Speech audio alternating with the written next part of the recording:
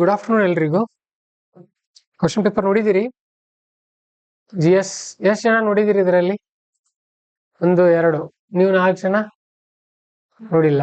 ಮಂತೇಶ್ ನೀವು, ರಮೇಶ್ ನೀವು ನೀವು ನೀವಿಬ್ರು ನೋಡಿಲ್ಲ. ನೋಡ್ಬೇಕ್ರಿ. ಪಾಂಚಜನ್ಯ IAS ಅಂತ ನಮ್ಮ ಟೆಲಿಗ್ರಾಮ್ ಚಾನಲ್ ಅಲ್ಲಿ ಹಾಕಿದೀವಿ ನೋಡ್ರಿ. ನಾವು ಆನ್ಲೈನ್ ವಿದ್ಯಾರ್ಥಿಗಳು ನೋಡಿದಿರಿ?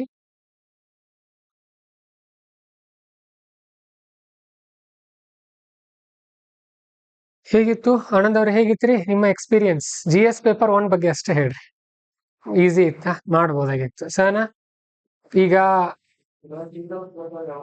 ಹೌದು, ಒಂದ್ 2 ಸಬ್ಜೆಕ್ಟ್, 1-2 ಕ್ವಶನ್ ಆತರ ಇತ್ತು ಸನ. ಈಗ ಹೋದ ವರ್ಷ ಅಕ್ಟೋಬರ್ ಇಂದ ಇಲ್ಲಿವರೆಗೂ ಇನ್ನು ಉಳಿದಿರೋ ಸಬ್ಜೆಕ್ಟ್ ಎಕನಾಮಿ, ಪಾಲಿಟಿ. ಆಗಿದೆ ನಿಮ್ಗೆ ಅದು ಕೂಡ? ಅಂತ ಹಾಗಿದ್ರೆ ಹೇಳ್ರಿ, ಬರಿಬೋದಾಗಿತ್ತ ಪೇಪರ್ ನಿನ್ನೆದು? ಚೆನ್ನಾಗಿ ನೋಟ್ಸ್ ಚೆನ್ನಾಗಿ ರೆಡಿ ಮಾಡ್ಕೊಂಡು ಹೋದ್ರೆ ಬರಿಬಹುದು. ಅಪ್ ಟು 120 ವರೆಗೂ ಸ್ಕೋರ್ ಮಾಡ್ಬೋದು. ಎಸ್, ಸರಿ, ನೋಡೋಣ. ಈಗ ಹಾಗಿದ್ರೆ ಅದೇ ಪೇಪರ್ ಅನಾಲಿಸಿಸ್ ಮಾಡೋಣ. ನಾನಿಲ್ಲಿ ನಿಮಗೆ ಒಂದು ಅಂದಾಜು ಕೊಡ್ತೀನಿ. ಆ ಪ್ರಶ್ನೆಗೆ ಏನು ಉತ್ತರ ಬರಿಬೇಕಂತ ಹೇಳಲ್ಲ, ಒಂದು ಅಂದಾಜು ಕೊಡ್ತೀನಿ. ಈ ಪ್ರಶ್ನೆ ಹೇಗ್ ಬಂತು, UPSC ಇದನ್ನ ಯಾಕೆ ಕೇಳ್ತು, ಹಿಂದಿನ ವರ್ಷಕ್ಕೂ ಇದಕ್ಕೂ ಲಿಂಕ್ ಇದೆಯೋ ಇಲ್ವೋ, ಆಮೇಲೆ ಅಕಸ್ಮಾತ್ ಈ ತರ ಪ್ರಶ್ನೆಗಳು ಬಂದಾಗ ನೀವೇನೇನ್ ಮಾಡಬಹುದು, ಇವೆಲ್ಲ ಟಿಪ್ಸ್ ನಾನು ಇಲ್ಲಿ ಹೇಳ್ಕೊಡ್ತೀನಿ ನಿಮಗೆ. ಸರಿನಾ? ಹಾಗಾದ್ರೆ ಮೊದಲೇದು GS 1 ಅಂದ್ರೆ ಅದರಲ್ಲಿ ಯಾವ ಸಬ್ಜೆಕ್ಟ್ಸ್ ಇರುತ್ತೆ ನೆನಪಿದೆ ನಿಮಗೆ? GS 1 ಅಂದ್ರೆ ಅದರಲ್ಲಿ ಫಸ್ಟ್ ಬರೋದೇ ಯಾವುದು? ಫಸ್ಟ್ ಸಬ್ಜೆಕ್ಟ್ UPSC ಸಿಲೆಬಸ್ ಪ್ರಕಾರ ಆರ್ಟ್ ಅಂಡ್ ಕಲ್ಚರ್. ನೆನ್ಪಿಟ್ಕೊಳ್ರಿ, ಇಂಡಿಯನ್ ಆರ್ಟ್ ಅಂಡ್ ಕಲ್ಚರ್ ಅಂತ ಕೇಳಿದ್ದಾರೆ. ಏನ್ಷಿಯಂಟ್ ಹಿಸ್ಟ್ರಿ, ಮಿಡಿವಲ್ ಹಿಸ್ಟ್ರಿ ಅಂತ ಎಲ್ಲೂ ಮೆನ್ಷನ್ ಇಲ್ಲ ಮೇನ್ಸ್ ಅಲ್ಲಿ. ಆರ್ಟ್ ಅಂಡ್ ಕಲ್ಚರ್ ಬಗ್ಗೆನೇ ಕೇಳ್ತಾರೆ. ಈ ಉದಾಹರಣೆಗೆ ಏನ್ ಕೇಳಿದಾರೆ ನೋಡ್ರಿ ಅವರು. ಫಸ್ಟ್ ಪ್ರಶ್ನೆ ಯಾವ್ದ್ರ ಬಗ್ಗೆ ಇದೆ ಗೊತ್ತಾ? ಅಶೋಕ ಚಕ್ರವರ್ತಿಯ ಏನವು ಇನ್ಸ್ಕ್ರಿಪ್ಷನ್ಸ್ ಅಂತ ಅಂದ್ರೆ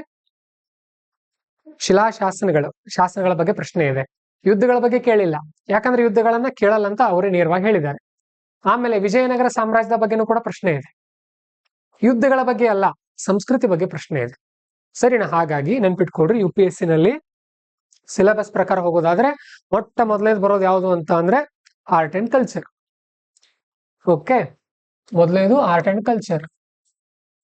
ಎರಡನೇದು ಏನಿದೆ? Modern Indian history. ನೆನ್ಪಿಟ್ಕೊಳ್ರಿ, ಮಾಡರ್ನ್ ಇಂಡಿಯನ್ ಹಿಸ್ಟ್ರಿ ಸ್ಪಷ್ಟವಾಗಿ 1857 ನಂತರನೇ ಹೆಚ್ಚು ಒತ್ತು ಕೊಡ್ತಾರೆ ಇವರು.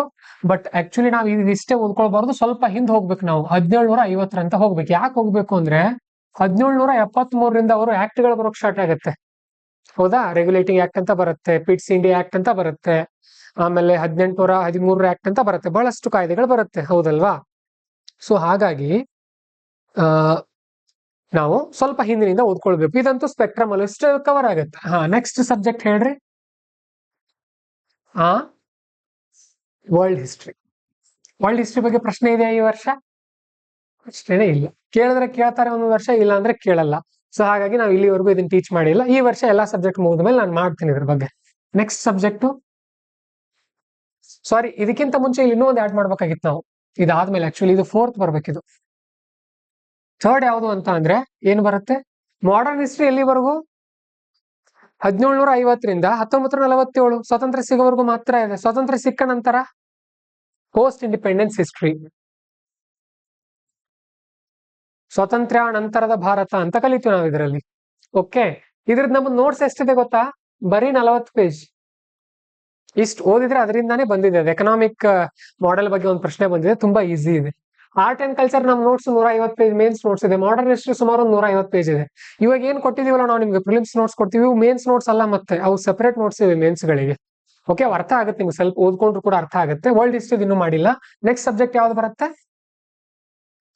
ಅಲ್ಲ, Indian society. Okay, Indian society. ಇದ್ರದ್ದು ನೋಟ್ಸ್ ಕೂಡ ಸುಮಾರು 150 ಪೇಜ್ ಇದೆ. ಫ್ರೀ ಇದೆ ನಮ್ಮ ಟೆಲಿಗ್ರಾಮ್ ಅಲ್ಲಿ, ನೋಡ್ಬೋದು ನೀವು. 150 ಪೇಜ್ ನೋಟ್ಸ್ ಇದೆ ಇದ್ರದ್ದು. ಇದಾದ್ಮೇಲೆ ಬರೋದು ಜಿಯೋಗ್ರಫಿ. ಮುಗಿತಾ? ಇಷ್ಟು ಸಬ್ಜೆಕ್ಟ್ ಬರುತ್ತೆ ನೋಡಿ. ಇಲ್ಲಿ ಜಿಯೋಗ್ರಫಿ, ವರ್ಲ್ಡ್ ಜಿಯೋಗ್ರಫಿ ಬಗ್ಗೆ ಕೂಡ ಕೇಳ್ತಾರ. ವರ್ಲ್ಡ್ ಜಿಯೋಗ್ರಫಿ ಅಂದ್ರೆ ಏನು? ಆ ಏರಿಯಾಗಳ ಮೇಲೆ ಡಿಪೆಂಡ್ ಇರುತ್ತೆ, ಹೇಳ್ತೀನಿ ನಾನು ನಿಮಗೆ. ಆ ಚಿನೂಕು ಅವೆಲ್ಲ ಚಂಡಮಾರುತಗಳ ಬಗ್ಗೆ ಪ್ರಶ್ನೆ ಕೇಳ್ತಾರೆ. ಎಷ್ಟು ಸಬ್ಜೆಕ್ಟ್ ಇದೆ ಹಾಗಿದ್ರೆ ಮೇನ್ಸ್ ಅಲ್ಲಿ? 6 ಸಬ್ಜೆಕ್ಟ್ ಇದೆ. ಆರ್ಟ್ ಅಂಡ್ ಕಲ್ಚರ್ 150 ಪೇಜ್ ಓದಬೇಕು, ಮಾಡರ್ನ್ ಹಿಸ್ಟ್ರಿ 150 ಪೇಜ್ ಓದಬೇಕು. ಇದು ಪೋಸ್ಟ್ ಇದು ಒಂದು 50 ಅಂತ ತಗೊಂಡ ಈಸಿ ಲೆಕ್ಕಾಚಾರಕ್ಕೆ. Indian society 150 page. ಜಿಯೋಗ್ರಫಿ ಸ್ವಲ್ಪ ಜಾಸ್ತಿ ಇದೆ, 300 ಪೇಜ್ ಓದ್ಬೇಕು. ಓಕೆ, ಸೊ ಲೆಕ್ಕ ಹಾಕ್ರಿ ಎಷ್ಟಾಗತ್ತೆ ನೋಡ್ರಿ. 100, ಇದು 300 ಆಯ್ತು. ಇದು 450 ಆಯ್ತು, ಇದೊಂದು 50, 500, 500 ಪ್ಲಸ್ 300, 800. ನಮ್ಮ ನೋಟ್ಸ್ ಎಷ್ಟು ಪೇಜ್ ಇದೆ ಹಾಗಿದ್ರೆ 800 ಪೇಜ್. ಸೊ ನೀವು 800 ಪೇಜ್ ಅನ್ನ ಅರ್ಧ ಅಂದ್ರೆ ಒಂದ್ 400 ಪೇಜ್ ಮಾಡ್ಕೊಳ್ಬೇಕು ನೋಡ್ರಿ. ಅವಾಗ ನಿಮಗೆ ಫುಲ್ ಈಸಿ ಆಗುತ್ತೆ, ಒಂದ್ಸಾರಿ ನೀವು ಕೈಯಿಂದ ಬರ್ಕೊಂಡ್ರಿ. ಕ್ಲಿಯರ್ ಆಯ್ತಾ? 800 ಪೇಜ್. ಹಾಗಿದ್ರೆ ನೀವು ಡೈಲಿ ಒಂದ್ 20 ಪೇಜ್ ಓದ್ತೀರಿ ಅನ್ಕೊಳ್ಳೋಣ. ಡೈಲಿ ಒಂದ್ 20 ಪೇಜ್ ಮೇನ್ಸ್ ನೋಟ್ ಅಂದ್ರೆ ನಿಮ್ಗೆಲ್ಲ ಮುಗಿದಿದೆ ತಯಾರಿ. ಡೈಲಿ ಒಂದ್ 20 ಪೇಜ್ ಓದ್ತಾ ಇದ್ರಿ. ಡೈಲಿ ಎಷ್ಟು ಅವರ್? ಬರೀ 2 ಅವರ್ ಕೊಟ್ರೆ ನೀವು 20 ಪೇಜ್ ಓದ್ಕೊಳ್ಬಹುದು. ಒಂದ್ ವರ್ಷ ಕೋಚಿಂಗ್ ಮುಗಿಸಿರೋರು. ಡೈಲಿ ಒಂದ್ 30 ಪೇಜ್ ಅಂತ ಅಂದಾಜ್ ತಗೊಂಡ್ರೆ ಎಷ್ಟು ದಿನದಲ್ಲಿ ಮುಗಿಸಬಹುದು 800 ಪೇಜ್ ಅನ್ನ? ಒಂದು ತಿಂಗಳ 40 ದಿನದಲ್ಲಿ ಮುಗಿಸ್ಬಿಡ್ಬಹುದು. ಗೊತ್ತಿರ್ಲಿ, ತುಂಬಾ ಈಸಿ ಇದೆ ಮೇನ್ಸ್. ಪ್ರಿಲಿಮ್ಸ್ ಮುಗಿದಾಗ ಒಂದ್ ವರ್ಷ ಯಾರು ಪ್ರಿಲಿಮ್ಸ್ ಮುಗಿಸಿರ್ತಾರಲ್ಲ ಅವರು ಪ್ರಿಲಿಮ್ಸ್ ಮೇನ್ಸ್ ಕರೆಂಟ್ ಅಫೇರ್ಸ್ ಎಲ್ಲ ಮುಗಿಸ್ಕೊಂಡಿರೋರು ಒಂದು 40 ದಿನ ಕೂತ್ಕೊಂಡ್ರೆ GS ಮೇನ್ಸ್ ರೆಡಿ ಅವ್ರದ್ದು ಫಸ್ಟ್ ಪೇಪರ್. ಕ್ಲಿಯರ್ ಆಯ್ತಾ? ಸೊ ಈ ತರ ಟಾರ್ಗೆಟೆಡ್ ಇಟ್ಕೊಂಡು ಸ್ಟಡಿ ಮಾಡಬೇಕು. ಇವಾಗ ನಾನು ನಿಮ್ಗೆ ಎಕನಾಮಿ ಟೀಚ್ ಮಾಡ್ತಾ ಇದ್ದೀನಿ. ಇಲ್ಲಿ ಎಕನಾಮಿನಲ್ಲಿ 170 ಪೇಜ್ ಇದೆ. ನಮ್ ಗುರಿ ಅದಲ್ಲ. ನಮ್ ಗುರಿ ಏನು? ದಿನಕ್ಕೆ 8 ಪೇಜ್ ಕವರ್ ಮಾಡೋದು. ನೋಡ್ರಿ ಎಷ್ಟನೇ ಪೇಜ್ ಬಂದಿದೀವಿ ನಾವು ಇವತ್ತು? 43, 44ನೇ ಪೇಜ್ ಬಂದಿದೀವಿ. ಇವತ್ತು ಕಡಿಮೆ ಇದೆ, ಅದು ಮತ್ತೆ ಹೆಚ್ಚಾಗ್ತಾನೆ ಹೋಗುತ್ತಲ್ಲ. ಸೊ ಕನ್ಸಿಸ್ಟೆನ್ಸಿನ ಮೇಂಟೈನ್ ಮಾಡ್ಬೇಕು, ಇದು ಗೊತ್ತಿರ್ಲಿ. ಸೊ ನಾನು ಇದನ್ನ ಯಾಕೆ ಹೇಳಿದೆ ಇಲ್ಲಿ ನೋಟ್ಸ್ ಗಳ ಬಗ್ಗೆ ಅಂತ ಅಂದ್ರೆ ನಿಮ್ಮಲ್ಲಿ ಸ್ಪಷ್ಟತೆ ಇರಬೇಕು. ಯಾವ ಸ್ಪಷ್ಟತೆ ಇರಬೇಕು ಅಂತ ಅಂದ್ರೆ ನಮ್ಮ ಬಳಿ ಎಷ್ಟು ಸಬ್ಜೆಕ್ಟ್ ಇವೆ, ಅದ್ರ ನೋಟ್ಸ್ ಹೇಗಿದೆ, ಏನಿದೆ ಒಂದು ಕ್ಲಾರಿಟಿ ಇರ್ಬೇಕು ನಿಮ್ಗೆ. ಅವಾಗ ಏನಾಗುತ್ತೆ, ಒಂದು ಅಂದಾಜ್ ಸಿಗುತ್ತೆ ನಿಮ್ಗೆ. ಆ ತರ ಸ್ಟಡಿ ಮಾಡ್ತೀರಿ. ಆಮೇಲೆ ಯಾರು ಆಫ್ಲೈನ್ ವಿದ್ಯಾರ್ಥಿಗಳಿದ್ದೀರಿ, ನಾವು ನಿಮಗೆ ಈ ಬುಕ್ ಅನ್ನ ಕೊಟ್ಟಿದೀವಿ. ಆನ್ಲೈನ್ ಅವ್ರು ಯಾರಿದ್ದೀರಿ, ಈ ಬುಕ್ ಅನ್ನ ಖರೀದಿ ಮಾಡ್ಬೇಕು. ಇದರಲ್ಲೂ ಕೂಡ ಬಹಳಷ್ಟು ಟಾಪಿಕ್ಸ್ ಕವರ್ ಆಗುತ್ತೆ ನಿಮಗೆ. ಮೇನ್ಸ್ಗೆಲ್ಲ ಹೆಲ್ಪ್ ಆಗುತ್ತೆ. ಕರ್ನಾಟಕದ ಎಲ್ಲಾ ಬುಕ್ ಸ್ಟಾಲ್ ಅಲ್ಲಿ ಅವೈಲೇಬಲ್ ಇದೆ. ಕಮೆಂಟ್ ಸೆಕ್ಷನ್ ಕೂಡ ನಾವು ಲಿಂಕ್ ಕೊಟ್ಟಿರ್ತೀವಿ. ಆಮೇಲೆ ಇದನ್ನ ಖರೀದಿ ಮಾಡಿ. ಸರಿ, ಈಗ ಅನಾಲಿಸಿಸ್ ಸ್ಟಾರ್ಟ್ ಮಾಡೋಣ. ಓಕೆ, ಈಗ ಇದರಲ್ಲಿ ನಾವೇನ್ ಮಾಡ್ತೀವಿ ಅಂತ ಅಂದ್ರೆ ಕಲ್ಚರ್ ಮತ್ತೆ ಹಿಸ್ಟ್ರಿನ ಮಿಕ್ಸ್ ಮಾಡೋಣ. ಆರ್ಟ್ ಅಂಡ್ ಕಲ್ಚರ್ ಮತ್ತೆ ಮಾಡರ್ನ್ ಹಿಸ್ಟ್ರಿ ಮತ್ತು ಪೋಸ್ಟ್ ಇಂಡಿಪೆಂಡೆನ್ಸ್ ಹಿಸ್ಟ್ರಿ ಮೂರನ್ನು ಮಿಕ್ಸ್ ಮಾಡೋಣ. ಅದನ್ನೊಂದು ಸಬ್ಜೆಕ್ಟ್ ಅಂತ ತಗೊಳ್ಳೋಣ. ವರ್ಲ್ಡ್ ಹಿಸ್ಟ್ರಿನೂ ಅದರಲ್ಲೇ ಮಿಕ್ಸ್ ಇರಲಿ. ಆಮೇಲೆ ಜಿಯೋಗ್ರಫಿನ 2ನೇ ಸಬ್ಜೆಕ್ಟ್ ಅಂತ ತಗೋಣ. ಇಂಡಿಯನ್ ಸೊಸೈಟಿನ ನಾವು 3ನೇ ಸಬ್ಜೆಕ್ಟ್ ಅಂತ ತಗೊಳ್ಳೋಣ. ಯಾವ್ಯಾವ ವರ್ಷ UPSC ಹೇಗೆ ಕೇಳ್ತಾ ಬಂದಿದೆ ನೋಡ್ರಿ. 2022ರಿಂದ 2026ರವರೆಗಿನ ಟ್ರೆಂಡ್ ಇದು. ಪ್ರತಿ ವರ್ಷ ಹಿಸ್ಟ್ರಿಯಿಂದ ಎವರೇಜ್ ಎಷ್ಟಿದೆ ನೋಡಿ ಪ್ರಶ್ನೆಗಳು? 75ರಿಂದ 85 ಇದೆ. ನಾನು ಇದನ್ನ ಯಾಕೆ ಹೇಳ್ತಾ ಇದ್ದೀನಿ ಅರ್ಥ ಮಾಡ್ಕೊಡ್ರಿ. ಆರ್ಟ್ ಅಂಡ್ ಕಲ್ಚರ್ಗೆ 150 ಪೇಜ್ ಓದಬೇಕಾಗಿತ್ತು. ಮಾಡರ್ನ್ ಹಿಸ್ಟ್ರಿಗೆ 150 ಪೇಜ್ ಓದಬೇಕಾಗಿತ್ತು. ಪೋಸ್ಟ್ ಇಂಡಿಪೆಂಡೆನ್ಸ್ ಹಿಸ್ಟ್ರಿಗೆ 50 ಪೇಜ್ ಅನ್ನ ನೀವು ಓದಬೇಕಾಗಿತ್ತು. ಓಕೆ, ಆಮೇಲೆ ಜಿಯೋಗ್ರಫಿಗೆ ಎಷ್ಟಿದೆ? 300 ಇದೆ. ಇಂಡಿಯನ್ ಸೊಸೈಟಿಗೆ ಎಷ್ಟಿದೆ? 150 ಪೇಜ್ ಇದೆ. ಸೊ ಇದೆಷ್ಟು ಪೇಜ್ ಆಗುತ್ತೆ ನೋಡ್ರಿ? 300, 350. ಸೊ ಇದಿಷ್ಟು ನೀವು ಕವರ್ ಮಾಡ್ಬೇಕಂದ್ರೆ ಎಷ್ಟು ಪೇಜ್ ಓದ್ಬೇಕು? 350 ಪೇಜ್. 350 ಪೇಜ್ ನೀವು ಓದ್ಕೊಂಡು ಹೋಗಿದ್ರಿ ಅಂದ್ರೆ ಆರಾಮಾಗಿ ಇದನ್ನ ಅಟೆಂಡ್ ಮಾಡ್ತೀರಿ. 350 ಪೇಜ್ ಇದು ಸ್ಟ್ಯಾಟಿಕ್ ಆಯ್ತು. ಕರೆಂಟ್ ಅಫೇರ್ಸ್ ಅಲ್ಲಿ ನ್ಯೂಸ್ ಪೇಪರ್ ಓದಿರ್ತೀರಿ, ಮತ್ತೇನ್ ಓದ್ತೀರಿ? Monthly magazine ಓದ್ತೀರಿ. ಎಲ್ಲ ಕವರ್ ಆಗುತ್ತೆ. ಅದರಲ್ಲೂ ಕೂಡ ಸೋಷಿಯಲ್ ಇಶ್ಯೂಸ್ ಅಂತ ಬರುತ್ತೆ ನೋಡಿ. ಆರ್ಟ್ ಅಂಡ್ ಕಲ್ಚರ್ ಅಂತ ಸಪರೇಟ್ ಇರುತ್ತೆ. ಅದರಲ್ಲಿ ಹಿಸ್ಟ್ರಿ ಟಾಪಿಕ್ಸ್ ಕೂಡ ಕೊಟ್ಟಿರ್ತಾರೆ ಅವ್ರು, ಹೌದಲ್ಲ? ಸೊ ಹಾಗಾಗಿ ಗೊತ್ತಿರಲಿ. ಇದನ್ನ ಯಾಕೆ ಹೇಳ್ತಾ ಇದೀನಿ ಅರ್ಥ ಮಾಡ್ಕೊಡ್ರಿ. 350 ಪೇಜ್ ಓದಿದಾಗ ನಿಮಗೆ ಎಷ್ಟು ಮಾರ್ಕ್ಸ್ ಸಿಗೋದು? 75ರಿಂದ 85 ಮಾರ್ಕ್ಸ್. ನೆಕ್ಸ್ಟ್ ಬನ್ರಿ ಜಿಯೋಗ್ರಫಿಗೆ. ಎವರೇಜ್ ನೋಡ್ರಿ ಎಷ್ಟಿದೆ ಇಲ್ಲಿ. ಎವರೇಜ್ 100, 95, ಒಂದೊಂದ್ ಸಾರಿ 65ವರೆಗೂ ಕೇಳಿದಾರೆ. ತುಂಬಾ ಕಡಿಮೆ ಕೇಳಿದಾರೆ ಒಮ್ಮೊಮ್ಮೆ. ಬಟ್ ಎವರೇಜ್ 90ರ ಆಸುಪಾಸ್ ಇದೆ ಇದು. ಸೊ ಎಷ್ಟು ಪೇಜ್ ಓದ್ಬೇಕು ನೀವು? 300 ಪೇಜ್ ಓದ್ಬೇಕಾಗುತ್ತೆ. ಆಕ್ಚುಲಿ ನಾನು ಏನ್ ಹೇಳಲಿಕ್ಕೆ ಇಷ್ಟಪಡ್ತಾ ಇದ್ದೀನಿ ಅಂದ್ರೆ ಇದಿದೆ ನೋಡ್ರಿ, ಇದು ಮೇನ್ ಸಬ್ಜೆಕ್ಟ್. ಸ್ಪೆಸಿಫಿಕ್ ಇದು ಪ್ರಿಲಿಮ್ಸ್ ಇಲ್ವೇ ಇಲ್ಲ. ಈ ಸಬ್ಜೆಕ್ಟ್ ಮೇನ್ಸ್ ಮಾತ್ರ ಇದೆ. ಎಷ್ಟು ಪೇಜ್ ಓದ್ತೀರಿ? ಬರೀ 150 ಪೇಜ್ ಓದೋದು. ಇಷ್ಟೇ ಓದ್ಕೊಂಡು ಹೋದ್ರೆ ಸ್ಕೋರ್ ಎಷ್ಟಾಗುತ್ತೆ ನೋಡ್ರಿ ನಿಮ್ಮದು? 75ರಿಂದ 110ವರೆಗೂ ಹೋಗುತ್ತೆ ಇಲ್ಲಿ ಸ್ಕೋರ್. ಸೊ ಹಾಗಾಗಿ ಮೇನ್ಸ್ ಓದುವಾಗ ಹೆಚ್ಚು ಒತ್ತು ಎಲ್ಲಿ ಕೊಡ್ಬೇಕು ನೀವು? ಸೊಸೈಟಿಗೆ ಹೆಚ್ಚು ಒತ್ತು ಕೊಡ್ಬೇಕು. ನೀವು art and culture, ancient history ಎಲ್ಲ ಹಿಡ್ಕೊಂಡು ಕುತ್ಕೊಳಕ್ ಹೋಗ್ಬಾರ್ದು. ಯಾಕಂದ್ರೆ ಇಲ್ಲಿ ಎಷ್ಟು ಪೇಜ್ ಓದ್ತಾ ಇದೀರಿ? 350. ಇಲ್ಲಿ ಎಷ್ಟು ಓದ್ತಾ ಇದೀರಿ? 150. ಬರೀ 150 ಪೇಜ್. ಇಷ್ಟೇ ಓದ್ಕೊಂಡಾಗ ಇಷ್ಟ ಅಂಕ ತಗೊಳ್ಬಹುದು. ಫಿಕ್ಸ್, ಗೊತ್ತಿರ್ಲಿ. ಬಹಳಷ್ಟು ವಿದ್ಯಾರ್ಥಿಗಳು ಏನ್ ಅನ್ಕೊಳ್ತಾರೆ, ಅಂದಂಗ್ರಿ ಸರ್ ಪ್ರಿಲಿಮ್ಸ್ ಎಷ್ಟು ಡಿಫಿಕಲ್ಟ್ ಇರುವಾಗ ಮೇನ್ಸ್ ಇದಕ್ಕಿಂತ ಡಿಫಿಕಲ್ಟ್ ಇರಬಹುದಲ್ಲ ಅಂತ ಅನ್ಕೊಳ್ಬಹುದು ನಾವು. ಇಲ್ಲ, ಡಿಫಿಕಲ್ಟ್ ಇಲ್ಲ ಮೇನ್ಸ್ ಡಿಫಿಕಲ್ಟ್ ಯಾವಾಗ ಆಗುತ್ತೆ ಅಂದ್ರೆ ನಮ್ಗೆ ಸ್ಪೀಡ್ ಆಗಿ ಬರೆಯೋಕ್ ಬರ್ಲಿಲ್ಲ ಅಂದ್ರೆ ಅಷ್ಟೇ. ಮೇನ್ಸ್ ಡಿಫಿಕಲ್ಟ್ ಇಲ್ವೇ ಇಲ್ಲ. ಬಟ್ ಅಲ್ಲಿ ಚಾಲೆಂಜ್ ಬೇರೆ ಇದೆ. ಅಲ್ಲಿ ನಿಮಗೆ ನಾಲೆಜ್ ಇರುತ್ತೆ, ಬಟ್ ಏನ್ ಕೇಳಿದ್ರೆ ಅಷ್ಟೇ ಬರಿಬೇಕು. ಅದೇ ಮೊದಲ ಚಾಲೆಂಜ್. ಅಲ್ಲಿ ನಿಮ್ಗೆ ಗೊತ್ತಿರೋದನ್ನ ಬರೆಯೋದಲ್ಲ. ಹಾಗಾಗಿ ನಾವೆಲ್ಲಿ ಕಷ್ಟ ಪಡ್ತಾ ಇದೀವಿ ಅಂದ್ರೆ ಪ್ರಿಲಿಮ್ಸ್ ಪಾಸ್ ಆಗೋದು ಅದೊಂದು ಪಾಸ್ ಮಾಡ್ಕೊಂಡು ಬಂದ್ವಿ. ಮುಂದೆ ಇಲ್ಲಿ ಬಹಳಷ್ಟು ಟ್ರಿಕ್ಸ್ ಇವೆ. ಇಲ್ಲೂ ಫಿಕ್ಸ್ಡ್ ಕ್ವಶನ್ಸ್ ಇವೆ. ಪ್ರಿಲಿಮ್ಸ್ ಅಲ್ಲಿ ಹೇಗೆ ಕೆಲವೊಂದು ಟಾಪಿಕ್ಸ್ ಫಿಕ್ಸ್ ಇದೆ ಅಲ್ಲ, ಇಲ್ಲೂ ಕೂಡ ಆ ತರ ಕೆಲವೊಂದು ಟ್ರಿಕ್ಸ್ ಇವೆ. ಅವನ್ನೆಲ್ಲ ನೀವು ಕಲಿತೀರಿ, ಆಯ್ತಾ? ಸೊ ಹಾಗಿದ್ರೆ ಮೊದಲು ಯಾವ್ದಕ್ಕೆ ಹೆಚ್ಚು ಒತ್ತು ಕೊಡ್ತೀರಿ? ಮೊದಲು ಇಂಡಿಯನ್ ಸೊಸೈಟಿ ಮುಗಿಸ್ಕೊಳ್ಳೋದು. ಸೊಸೈಟಿ ಅಂದ್ರೆ ಅದ್ರಲ್ಲಿ ಕಲಿತೀರಿ, ಔಟ್ ಚಾಪ್ಟರ್ಸ್ ಇವೆ. ನಾನು ಮೇನ್ ಸಿಲೆಬಸ್ ಒಂದ್ಸರಿ ಎಕ್ಸ್ಪ್ಲೇನ್ ಮಾಡ್ತೀನಿ, ಅವಾಗ ಒಂದು ಅಂದಾಜು ಸಿಗುತ್ತೆ. ಸೊ ಟೋಟಲ್ ಆಗಿ 250 ಅಂಕಗಳ ಒಂದು ಪೇಪರ್ ಇದು ನಿಮಗೆ 3 ಅವರ್ ಟೈಮ್ ಇರುತ್ತೆ, 50 ಪೇಜ್ಗಳನ್ನು ಕೊಟ್ಟಿರ್ತಾರೆ, ಅಷ್ಟನ್ನು ಕೂಡ ಬರಿಬೇಕಾಗತ್ತೆ. ಇಲ್ಲಿ ಕೊಟ್ಟಿದ್ದೀವಿ ನೋಡ್ರಿ ಯಾವ್ಯಾವ ವರ್ಷ ಯಾವ ಕ್ವಶನ್ ನಂಬರ್ ಅನ್ನ ಹೇಗೆ ಕೇಳಿದಾರಂತ. ಈ PDF ಅನ್ನ ಆಮೇಲೆ ನಾನು ಗ್ರೂಪ್ ಅಲ್ಲಿ ಹಾಕ್ತೀನಿ, ನೋಡ್ಕೊಡ್ರಿ, ಒಂದು ಅಂದಾಜ್ ಸಿಗುತ್ತೆ ನಿಮಗೆ. ಓಕೆ, ಇಲ್ಲಿ ಅದು ಗ್ರಾಫ್ ಮುಖಾಂತರ ಕೂಡ ಎಕ್ಸ್ಪ್ಲೇನ್ ಮಾಡಿದೀವಿ ನೋಡಿ. ಅಂದಾಜಾಗಿ ಹಿಸ್ಟ್ರಿ ಮತ್ತು ಕಲ್ಚರ್ ನಿಂದ 75ರಿಂದ 85 ಅಂಕ ಇದೆ, ಜಿಯೋಗ್ರಫಿಯಿಂದ 65ರಿಂದ 100 ಎವರೇಜ್ ಬರುತ್ತೆ, ಸೊಸೈಟಿಯಿಂದ 65ರಿಂದ 110 ಅಂಕಗಳು ಫಿಕ್ಸ್ ಆಗಿ ಬರುತ್ತೆ. ಈಗ ಕ್ವಶನ್ಸ್ ನೋಡಿ. ಮೊದಲ ಪ್ರಶ್ನೆ, analyse the importance of Ashokan inscriptions for reconstructing Mauryan history. ಮೌರ್ಯರ ಇತಿಹಾಸವನ್ನ ರೀಕನ್ಸ್ಟ್ರಕ್ಟ್ ಮಾಡೋಕೆ ಅಶೋಕನ ಶಿಲಾಶಾಸನಗಳ ಮಹತ್ವವನ್ನ ತಿಳಿಸ್ರಿ ಅಂತ ಕೇಳಿದಾರೆ. ಇದರ ಆನ್ಸರ್ ಅನ್ನು ಕೂಡ ನಾನು ನಿನ್ನೆ ಹಾಕಿದ್ದೀನಿ ಗ್ರೂಪ್ ಅಲ್ಲಿ, ಚೆಕ್ ಮಾಡ್ರಿ. ಪಾಂಚಜನ್ಯ IAS ಟೆಲಿಗ್ರಾಮ್ ಚಾನಲ್ ಅಲ್ಲಿ ಹಾಕಿದ್ದೀನಿ, ಚೆಕ್ ಮಾಡ್ರಿ.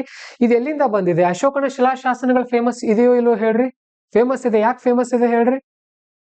ಬಹಳ ಯುದ್ಧ ಆಡಿದಾನೆ ಆತ, ಬಹಳ ಗೆದ್ದಿದ್ದಾನೆ, ಬಹಳಷ್ಟು ಮೂಲೆಗಳಲ್ಲೆಲ್ಲ ಆತನ ಶಿಲಾಶಾಸನಗಳು ಇರ್ತಾ ಇದ್ವು. ಹಾಗಾಗಿ ಒಂದು ಇಂಪಾರ್ಟೆಂಟ್ ಪ್ರಶ್ನೆ ಆಗತ್ತಿದು. ಸೊ ಇದ್ರ ಬಗ್ಗೆ ಎಲ್ಲಿ ಪ್ರಶ್ನೆ ಕೇಳಿದಾರೆ ಹಿಂದೆ ನೋಡೋಣ PYQಗಳಲ್ಲಿ. ಇಲ್ಲಿ ನೋಡಿ, ಇದು ಯಾಕೆ ಬಂತು ಪ್ರಶ್ನೆ? ಡೈರೆಕ್ಟ್ ಆಗಿ ಸುಮ್ನೆ ಕೊಟ್ಟು ಬಿಟ್ಟಿಲ್ಲ UPSC, ಲಿಂಕ್ ಮಾಡಿ ಕೇಳಿದ್ರೆ 2013 ಪ್ರಶ್ನೆ ಬಂದಿದೆ ಇದ್ರ ಬಗ್ಗೆ. Ashoka's inscriptions significance for Mauryan administration history. ಅಶೋಕನ ಶಿಲಾಶಾಸನಗಳಿಂದ ಮೌರ್ಯರ ಬಗ್ಗೆ ನಾವು ಏನ್ ತಿಳ್ಕೊಳ್ಬಹುದು, ಅವರ ಆಡಳಿತ ಮತ್ತು ಯಾವ್ದ್ರ ಬಗ್ಗೆ, ಇತಿಹಾಸದ ಬಗ್ಗೆ ಕೇಳಿದ್ದಾರೆ 2013. ಡೈರೆಕ್ಟ್ ಪ್ರಶ್ನೆ ಅಲ್ವಾ ಇದು? ಸೊ ಹಾಗಾಗಿ ನೆನ್ಪಿಟ್ಕೊಳ್ರಿ, UPSC ಅಂದ್ರೇನೆ PYQ. ಯಾಕಂದ್ರೆ ಮೇನ್ಸ್ ಅಲ್ಲಿ ಅಪ್ ಟು ಮೋರ್ ದನ್ 60% ಪ್ರಶ್ನೆಗಳು ಡೈರೆಕ್ಟ್ ರಿಪೀಟ್ ಆಗುತ್ತೆ. ಇನ್ನು 40% ಏನಿರುತ್ತಲ್ಲ, ಮತ್ತೆ ಇದು ಕರೆಂಟ್ ಅಫೇರ್ಸ್ ಕೂಡ ಬಹಳಷ್ಟು ಕೇಳ್ತಾರೆ. UPSC ಮೇನ್ಸ್ ಅಂದ್ರೇನೆ ಕರೆಂಟ್ ಅಫೇರ್ಸ್. ಆಮೇಲೆ early Buddhist stupa art and Buddhist ideals. Ashoka ಯಾವ ಧರ್ಮದವನು? ಅವರಪ್ಪ ಯಾವ ಧರ್ಮದವನು? ಜೈನ ಧರ್ಮದ ಈತ ಬೌದ್ಧ ಧರ್ಮಕ್ಕೆ ಮತಾಂತರ ಆಗಿದ್ದಲ್ಲ. ಸೊ ಹಾಗಾಗಿ ಅದ್ರ ಬಗ್ಗೆ ಕೂಡ ಪ್ರಶ್ನೆ ಬಂದಿತ್ತು. Rock cut architecture as source of early Indian history. ನೋಡ್ರಿ, ಭಾರತದ ಇತಿಹಾಸದಲ್ಲಿ, ಆಧುನಿಕ ಪ್ರಾಚೀನ ಇತಿಹಾಸದಲ್ಲಿ rock cut architecture. Rock cut ಅಂತ ಅಂದ್ರೆ ಅದೇ ಅಲ್ಲ, ಕಲ್ಲನ್ನ ಕೆತ್ತೋದು, ಅದ್ರ ಬಗ್ಗೆ ಕೇಳಿದ್ದಾರೆ. 2022 ನೋಡ್ರಿ, historical and artistic symbols such as lion and bull ಫಿಗರ್ಗಳ ಬಗ್ಗೆ ಪ್ರಶ್ನೆಗಳು ಬಂದಿವೆ. ಹಾಗಾಗಿ ಇದು ಕೂಡ PYQ ಇಂದಾನೆ ಕೇಳಿರುವಂತ ಪ್ರಶ್ನೆ, ಯಾವುದು ಹೊಸದಲ್ಲ. ಕ್ಲಿಯರ್ ಆಯ್ತಾ? ಇದು ಈ ತರ ಪ್ರಶ್ನೆಗಳನ್ನ ಕೇಳ್ತಾರೆ. ಮತ್ತೆ ಇನ್ನೊಂದು, UPSC ಯಲ್ಲಿ ಒಂದು ಪ್ಯಾಟರ್ನ್ ಇರುತ್ತೆ. UPSC ಅಲ್ಲಿ ಪ್ರತಿ ವರ್ಷ ಯಾವ ಬೇಕಾದ ಪ್ರಶ್ನೆಗಳನ್ನ ಕೇಳಲ್ಲ ಅವರು. ಪ್ರಿಲಿಮ್ಸ್ ಅಲ್ಲೂ ಕೂಡ ಹಾಗೇನೆ, ಮೇನ್ಸ್ ಅಲ್ಲೂ ಕೂಡ ಹಾಗೇನೆ. ಪ್ರಶ್ನೆ ಸಂಖ್ಯೆ 1 ಏನಿರುತ್ತಲ್ಲ, ಈಗ A ಸೀರೀಸ್ ಇದೆ ಅನ್ಕೊಡ್ರಿ ಪೇಪರ್ ಪ್ರಿಲಿಮ್ಸ್ ಅಲ್ಲಿ. A ಸೀರೀಸ್ ಅಲ್ಲಿ ಪ್ರಶ್ನೆ ನಂಬರ್ 1 ಈ ವರ್ಷ ಎಕನಾಮಿ ಇದ್ರೆ, ಮುಂದಿನ ವರ್ಷ A ಸೀರೀಸ್ 1 ಅಲ್ಲಿ ಮತ್ತೆ ಯಾವ ಪ್ರಶ್ನೆ ಇರುತ್ತೆ? ಎಕನಾಮಿ ರಿಲೇಟೆಡ್ ಇರುತ್ತೆ.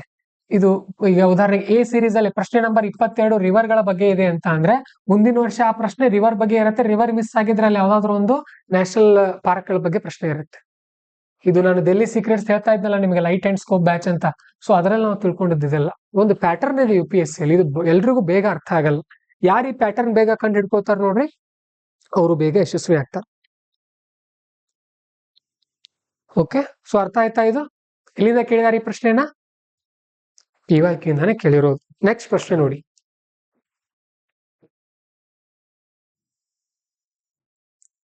ಎರಡನೇ ಪ್ರಶ್ನೆ, discuss the impact of Macaulay's minute on colonial administration and education in India. ಎಷ್ಟು ಪ್ರಶ್ನೆ ಇದು? ಎಷ್ಟು ಮಾರ್ಕ್ಸ್ ನ ಪ್ರಶ್ನೆ? ಪ್ರಶ್ನೆ ಸಂಖ್ಯೆ 1 ರಿಂದ 10 ಮಾರ್ಕ್ಸ್ ಇವೆ. ಪ್ರಶ್ನೆ ಸಂಖ್ಯೆ 11 ರಿಂದ 20 15 ಮಾರ್ಕ್ಸ್ ಇದೆ. ಏನ್ ಕೇಳ್ತಾ ಇದಾರೆ ನೋಡ್ರಿ, ಮೆಕಾಲೆ ಮಿನ್ಯೂಟ್ ಅಂತ ಬಿಡುಗಡೆ ಆಗುತ್ತೆ. ಆತ ಮೆಕಾಲೆ ಏನ್ ಇರ್ತಾನಲ್ಲ, ಆತ ತನ್ನ ವರದಿಗಳನ್ನ ಕೊಡ್ತಾನೆ. ಆತ ಏನ್ ಮಾಡ್ತಾನಂತ ಅಂದ್ರೆ, ಬಹಳಷ್ಟು ಆಡಳಿತಾತ್ಮಕ ಸುಧಾರಣೆಗಳಿಗೋಸ್ಕರ, ಎಜುಕೇಶನ್ಗೋಸ್ಕರ ಅವನದೇ ಆದಂತಹ ನಿಯಮಗಳನ್ನ ತರ್ತಾನೆ. ಸೊ ಅದರದ ಇಂಪಾರ್ಟೆನ್ಸ್ ಅನ್ನ ಹೇಳ್ರಿ ಅಂತ ಹೇಳ್ತಾ ಇದಾರೆ. ನೀವೇ ಹೇಳ್ರಿ. ನಾನು ಮಾಡರ್ನ್ ಹಿಸ್ಟ್ರಿ ಹೇಳಿದ್ದೀನಿ ನಿಮಗೆ, ಇತ್ತೀಚೆಗೆ ಮುಗಿದಿದೆ. ಮಾಡರ್ನ್ ಹಿಸ್ಟ್ರಿಯಲ್ಲಿ ಮೆಕಾಲೆ ಎಂತ ಎಜುಕೇಶನ್ಗೆ ಸಪೋರ್ಟ್ ಮಾಡಿದ್ದ? ವೆಸ್ಟರ್ನ್ ಭಾಷೆಯಲ್ಲೇ ಕೊಡ್ರಿ ಅಂತ ಹೇಳಿದ್ದ, ಮಾತೃ ಭಾಷೆಯಲ್ಲಿ ಕೊಡ್ರಿ ಅಂತ ಹೇಳಿದ್ನ ಆತ, ಹೆಚ್ಚು ಹೊತ್ತು ಕೊಟ್ಟಿರ್ಲಿಲ್ಲ.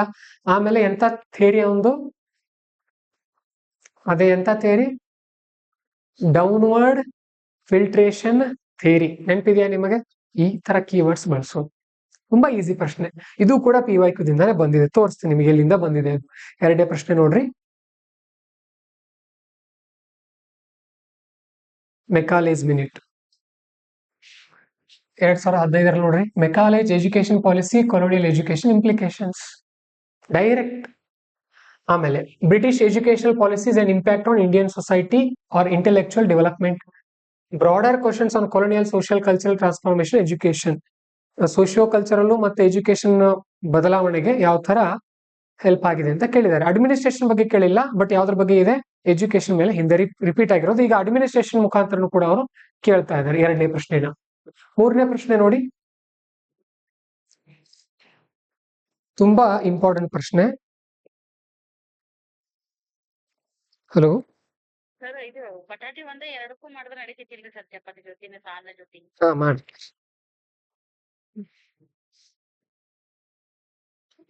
ಗಾಂಧೀಜಿ ಅವ್ರದ್ದು ತುಂಬಾ ಇಂಪಾರ್ಟೆಂಟ್ ಅಂತ ಹೇಳ್ತಿರ್ತೀವಿ.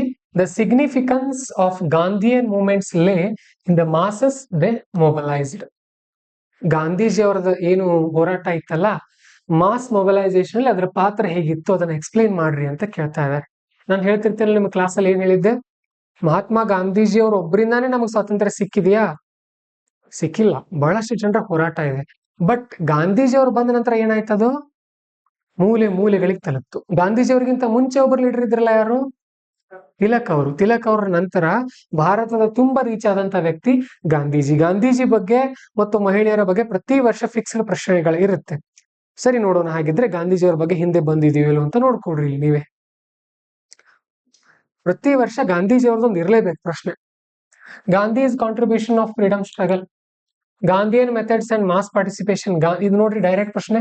Gandhian phase movements, Gandhian mass mobilisation direct ಪ್ರಶ್ನೆ. Gandhian and freedom struggle, Gandhian movements and participation, Gandhian ideas and methods, Gandhian nationalism, Gandhian related freedom struggle themes, Gandhian approach constructive programmes, Gandhian freedom struggle themes. ಪ್ರಶ್ನೆಗಳು ಬಂದಿವೆ ಅಂತ ಹೇಳಿದಾರಲ್ಲ, ರಿಪೀಟ್ ಅಷ್ಟೇ. PYQ ಮಾಡ್ಕೊಂಡು ಹೋಗೋದು. ಈಗ ಪ್ರಶ್ನೆ ಸಂಖ್ಯೆ 4 ನೋಡ್ರಿ. ಇಲ್ಲಿ ನೋಡಿ ಯಾವ ತರ ಕೇಳ್ತಾರಂದ್ರೆ UPSC ಅಲ್ಲಿ ಪ್ರತಿ ವರ್ಷ ಫಿಕ್ಸ್ ಇದೆ ಇದೊಂದು ಟ್ರೆಂಡ್. ಕ್ವಶನ್ ನಂಬರ್ 1 ರಿಂದ 3 ಏನ್ಷಿಯಂಟ್ ಹಿಸ್ಟ್ರಿ ಮತ್ತು ಇವೆಲ್ಲ ಇರುತ್ತೆ, ಹಿಸ್ಟ್ರಿ ಮತ್ತೆ ಆರ್ಟ್ ಅಂಡ್ ಕಲ್ಚರ್ ಮೇಲೆ. ಪ್ರಶ್ನೆ 4 ರಿಂದ 7 ಜಿಯೋಗ್ರಫಿ ಬಗ್ಗೆ. ಪ್ರಶ್ನೆ 8 ರಿಂದ 10 ಇಂಡಿಯನ್ ಸೊಸೈಟಿ ಬಗ್ಗೆ. ಮತ್ತೆ ಇದು ರಿಪೀಟ್ ಆಗುತ್ತೆ 11 ರಿಂದ 13, 14 ರಿಂದ 17, 18 ರಿಂದ 20.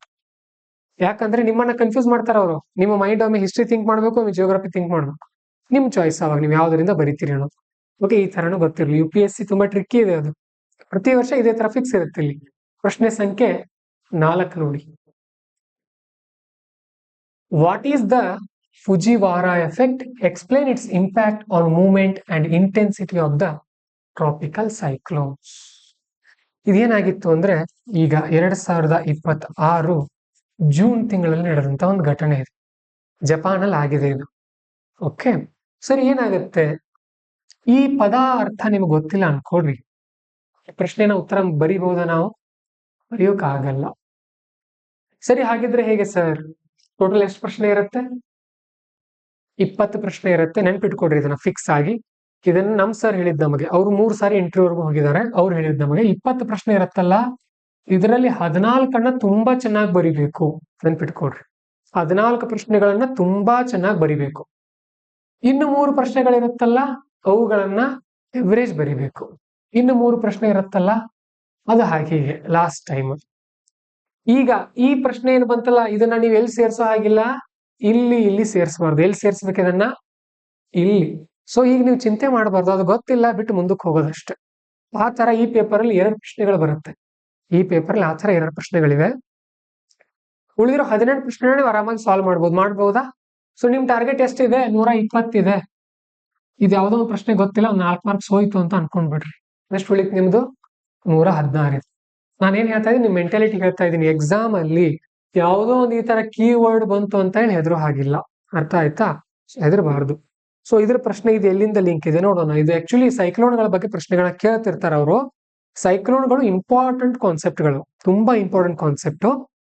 ಇದೇನ್ ತುಂಬಾ ಡಿಫಿಕಲ್ಟ್ ಪ್ರಶ್ನೆ ಅಲ್ಲ, ಇದು ಈಸಿ ಇದೆ. ಬಟ್ ಅದು ಹೊಸ ಟರ್ಮ್ ಅನ್ನೋದ್ರಿಂದ ನಮ್ಗೆ ಕನ್ಫ್ಯೂಸ್ ಆಗುತ್ತೆ. ನೋಡಿ, ಸೈಕ್ಲೋನ್ಗಳ ಬಗ್ಗೆ ಇದೆ 2013ರಲ್ಲಿ, 2014ರಲ್ಲಿ ಟ್ರಾಪಿಕಲ್ ಸೈಕ್ಲೋನ್ಗಳ ಬಗ್ಗೆ ನೇರವಾಗಿ ಪ್ರಶ್ನೆ ಕೇಳಿದ್ದಾರೆ. 2019ರಲ್ಲಿ ಓಷನ್ ಕರೆಂಟ್ಗಳ ಬಗ್ಗೆ ಕೇಳಿದ್ದಾರೆ. ಆಮೇಲೆ 2020ರಲ್ಲಿ ಡೆಸರ್ಟಿಫಿಕೇಶನ್ ಬಗ್ಗೆ ಇದೆ. ಆಮೇಲೆ 2021ರಲ್ಲಿ ವೋಲ್ಕಾನಿಸಮ್, ಲ್ಯಾಂಡ್ ಸ್ಲೈಡ್ಗಳ ಬಗ್ಗೆ ಕೇಳಿದ್ದಾರೆ. ಆಮೇಲೆ 2024ರಲ್ಲಿ ಟ್ವಿಸ್ಟರ್ಸ್ಗಳ ಬಗ್ಗೆ ಪ್ರಶ್ನೆ ಇದೆ. ಸೊ ಹಾಗಾಗಿ ಸೈಕ್ಲೋನ್ ಅನ್ನೋದು ತುಂಬಾ ಇಂಪಾರ್ಟೆಂಟ್ ಕಾನ್ಸೆಪ್ಟ್ ಆಗುತ್ತೆ. ಅದಕ್ಕೋಸ್ಕರ ಈ ಪ್ರಶ್ನೆ ಬಂದಿದೆ. ಈ ಫುಜಿವಾರ ಎಫೆಕ್ಟ್ ಅಂತ ಅಂದ್ರೆ ಏನು? ಸಿಂಪಲ್ ಆಗಿ ಎರಡು ಚಂಡಮಾರುತಗಳು ಬಂದು ಸೇರುತ್ತಲ್ಲ, ಅದೇ ಇದು, ಮತ್ತೇನು ಇಲ್ಲ. ಎರಡು ಚಂಡಮಾರುತಗಳು ಬಂದು ಸೇರೋದು, ಅದನ್ನ ಫುಜಿವಾರ ಎಫೆಕ್ಟ್. ಇದು ಯಾಕೆ ಬಂದಿದೆ ಅಂತಂದ್ರೆ ನ್ಯೂಸ್ ಅಲ್ಲಿ ಇತ್ತಿದು, ಬುಕ್ ಅಲ್ಲಿ ಇಲ್ಲ. ಎಲ್ಲಿತ್ತು? ನ್ಯೂಸ್ ಅಲ್ಲಿ ಇತ್ತು. ಅದು ಈಗ ಒಂದ್ 2-3 ತಿಂಗಳ ಹಿಂದೆನೆ ಇದ್ದುದ್ರಿಂದ ಡೈರೆಕ್ಟ್ ಪ್ರಶ್ನೆ ಬಂದಿದೆ ಅದು. ಹಾಗೇನೆ ಇನ್ನೊಂದು ಆನಂದ್ ಅವ್ರು ಹಾಕಿದ್ರು ಒಂದು ಪ್ರಶ್ನೆ, ಅವತ್ತೇ ನ್ಯೂಸ್ ಪೇಪರ್ ಅಲ್ಲಿ ಬಂದಿದೆ, ಅವತ್ತೇ ಮಧ್ಯಾಹ್ನ ಕ್ವಶನ್ ಪೇಪರ್ ಅಲ್ಲಿ ಬಂದಿದೆ. ಯಾವ ಪ್ರಶ್ನೆ ಅದು? IPMAD ಅಲ್ವಾ? ಇಂಡೋ ಪೆಸಿಫಿಕ್ ಮರಿಟೈಮ್ ಡೆವಲಪ್ಮೆಂಟ್ ಅಂತ ಏನೋ ಇತ್ತದು. ಓಕೆ, ಸೊ ಆ ತರ ಪ್ರಶ್ನೆಗಳನ್ನ ಕೇಳ್ತಾ ಇದಾರೆ. ಸೊ ಹಾಗಾಗಿ ನೆನ್ಪಿಟ್ಕೊಡ್ರಿ, UPSC mains is equal to current affairs ಆಗುತ್ತೆ ನೋಡ್ರಿ, ತುಂಬಾ ಮುಖ್ಯ. ಹೇಗೆ ಕರೆಂಟ್ ಅಫೇರ್ಸ್ ಅಂತ ಹೇಳ್ತಾ ಇದ್ದೀನಿ ನಾನಿಲ್ಲಿ? ಹೌದು, ನಮಗೆ ಆರ್ಟ್ ಅಂಡ್ ಕಲ್ಚರ್, ಹಿಸ್ಟ್ರಿ ಇದೆ ಇಲ್ಲಿ. ಓಕೆ, ಅದರಿಂದ 80 ಪ್ರಶ್ನೆಗಳು, ಮಾರ್ಕ್ಸ್ ಪ್ರಶ್ನೆ ಬಂದೇ ಬರುತ್ತೆ. ಬಟ್ ಸೊಸೈಟಿ ಮತ್ತು ಈ ಜಿಯೋಗ್ರಫಿ ಏನಿರುತ್ತಲ್ಲ, ಸೊ ಜಾಸ್ತಿ ಕರೆಂಟ್ ಅಫೇರ್ಸ್ ಬೇಸ್ ಮೇಲೆ ಕೇಳ್ತಾರೆ ಅವ್ರು. ಈಗ ಏನ್ ನಡೀತಾ ಇರತ್ತಲ್ಲ ಅದರ ಆಧಾರದಲ್ಲಿ ಕೇಳ್ತಿರ್ತಾರೆ. ಯಾಕಂದ್ರೆ ಹಿಸ್ಟ್ರಿ ಅಂತೂ ಈಗ ನಡೆಯಲ್ಲ, ಹೌದಾ? ಗಾಂಧೀಜಿಯವರಂತೂ ಈಗ ಹುಟ್ಟಿ ಬರೋಕ್ಕಾಗಲ್ಲ, ಅದು ಹಳೇದೇನೆ ಕೇಳ್ಬೇಕು. ಸೊ ಹಾಗಾಗಿ ಇದು ಗೊತ್ತಿರ್ಲಿ. ಸೊ ಹಾಗಾಗಿ ಈ ಫುಜಿವಾರ ಎಫೆಕ್ಟ್ ಮತ್ತೆ ಟ್ರಾಪಿಕಲ್ ಸೈಕ್ಲೋನ್ಗಳ ಬಗ್ಗೆ ಇದೆ. ಈ ಟರ್ಮ್ ಗೊತ್ತಿಲ್ಲ ಅಂದ್ರೆ ಸ್ವಲ್ಪ ಕಷ್ಟ ಆಗುತ್ತೆ ನಿಮಗೆ. ಆಕ್ಚುಲಿ ಸೀರಿಯಸ್ UPSC ಆಸ್ಪಿರೆಂಟ್ ನೀವು ಓದ್ತಾ ಇದ್ರೆ ನ್ಯೂಸ್ ಪೇಪರ್ ಎಲ್ಲಾದ್ರೂ ಕವರ್ ಆಗಿರುತ್ತದು. ನಾನು ಚೆಕ್ ಮಾಡಿದೆ ನಿನ್ನೆ, ಹಿಂದೂ ನ್ಯೂಸ್ ಪೇಪರ್ ಅಲ್ಲಿ ಕೂಡ ಬಂದಿತ್ತು. ವಿಷನ್ ಮ್ಯಾಗಝಿನ್, ಮಂತ್ಲಿ ಮ್ಯಾಗಝಿನ್ ಈಗ ಬಂದಿದೆ ಜೂನ್ದು, ಅದರಲ್ಲಿ ಇದೆಯೋ ಇಲ್ಲೋ ನಾವು ಚೆಕ್ ಮಾಡ್ಬೇಕು, ಲೇಟ್ ಆಗಿದೆ ಸ್ವಲ್ಪ. ನೆಕ್ಸ್ಟ್ ಕ್ವಶನ್ ನಂಬರ್ 5 ನೋಡಿ. Tundra regions are ecologically fragile. Tundra ನೆನಪಿದೆ ನಿಮಗೆ? ಟೈಗಾ ಮತ್ತು ಟಂಡ್ರಾ. ಟಂಡ್ರಾ ರೀಜನ್ ಅಂದ್ರೆ ಎಲ್ಲಿ ಕಂಡು ಬರುತ್ತೆ? ಎಲ್ಲಿ? ತುದಿಗಳಲ್ಲಿ. ಅವುಗಳು ಏನಿವೆ ಅಂದ್ರೆ ಎಕೋಲಾಜಿಕಲಿ ಫ್ರಜೈಲ್, ಅಲ್ಲಿ ಏನಿಲ್ಲ. ಓಕೆ, ಅಲ್ಲಿ ನಮಗೆ ಅಂತದ್ದು ಸಿಗಲ್ಲ. But economically important. Examine this statement critically. ಅಂದ್ರೆ ಅಲ್ಲಿ ಏನಾಗಿವೆ ಅಂದ್ರೆ ಆ ರೀಸನ್ಗಳು ಪಾರಿಸರಿಕವಾಗಿ ಅಂತ ವೈವಿಧ್ಯತೆ ಅನ್ನೋದು ಏನ್ ಕಂಡು ಬರಲ್ಲ ನಮಗೆ, ಹೌದೋ ಇಲ್ವೋ? ಅಲ್ಲಿ ಏನಾದ್ರು ಕಂಡು ಬರುತ್ತೆ ನಮಗೆ? ಜಾಸ್ತಿ ಹೊಸ ಹೊಸ ಸಸ್ಯಗಳು, ಐಸ್ ಅಷ್ಟೇ ಇದೆ ಅಲ್ಲಿ, ಬೇರೆ ಏನೂ ಇಲ್ಲ. ಬಟ್ ಎಕನಾಮಿಕಲಿ ತುಂಬಾ ಮುಖ್ಯ ಅವು ಅಂತ ಹೇಳ್ತಾ ಇದಾರೆ, ಹೌದಾ? ಸರಿ, 1-2 ಪಾಯಿಂಟ್ ಹೇಳ್ರಿ, ಬಹಳ ಬೇಡ. ಏನ್ ಸಿಗುತ್ತೆ ಅಲ್ಲಿ ನಮಗೆ? ಮಿನರಲ್ ಸಿಗುತ್ತೆ, ಮತ್ತೆ ಫ್ರೆಶ್ ವಾಟರ್ ಇದೆ, ಹೌದಾ? ಮತ್ತೆ ಭೂಮಿಯನ್ನ ಏನ್ ಮಾಡುತ್ತೆ? ಬಿಸಿಯನ್ನ ಜಾಸ್ತಿ ಆಗೋಗ್ ಬಿಡಲ್ಲ, ಬಿಳಿ ಬಣ್ಣ ಇರೋದ್ರಿಂದ ವಾಪಸ್ ಕಳಿಸುತ್ತೆ ಹೀಟನ್ನ. ಮತ್ತೆ ಏನ್ ಸಿಗುತ್ತೆ ಆ ಏರಿಯಾಗಳಲ್ಲೆಲ್ಲ? ಆಯಿಲ್ ಸಿಗಬಹುದಾ? ಆಯಿಲ್ ರಿಫೈನರಿಗಳು ಇರಬಹುದಾ? ರಷ್ಯಾದ ತುದಿ ಭಾಗದಲ್ಲೆಲ್ಲ ಸ್ವಲ್ಪ ಕಂಡು ಬರುತ್ತೆ, ನಮ್ಮ ಭಾರತದವ್ರು ಹೋಗಿ ಮಾಡಿದ್ದಾರೆ. ಸೊ ಈ ತರ ಎಲ್ಲ ಇದೆ ಪ್ರಶ್ನೆ. ಓಕೆ, ಸೊ ಈ ತರ ಎಲ್ಲ ಕೂಡ ಕೇಳ್ತಿರ್ತಾರೆ. ನೆಕ್ಸ್ಟ್ ನೋಡಿ, ಪ್ರಶ್ನೆ ಸಂಖ್ಯೆ 6. ಈ ಟಂಡ್ರಾ ಬಗ್ಗೆ ಇದು ಹಿಂದೆ ಎಲ್ಲಿ ಕೇಳಿದಾರೋ ಇಲ್ಲೋ ನೋಡೋಣ ಮೊದಲು. ಇದು ಪ್ರಶ್ನೆ ಸಂಖ್ಯೆ 5.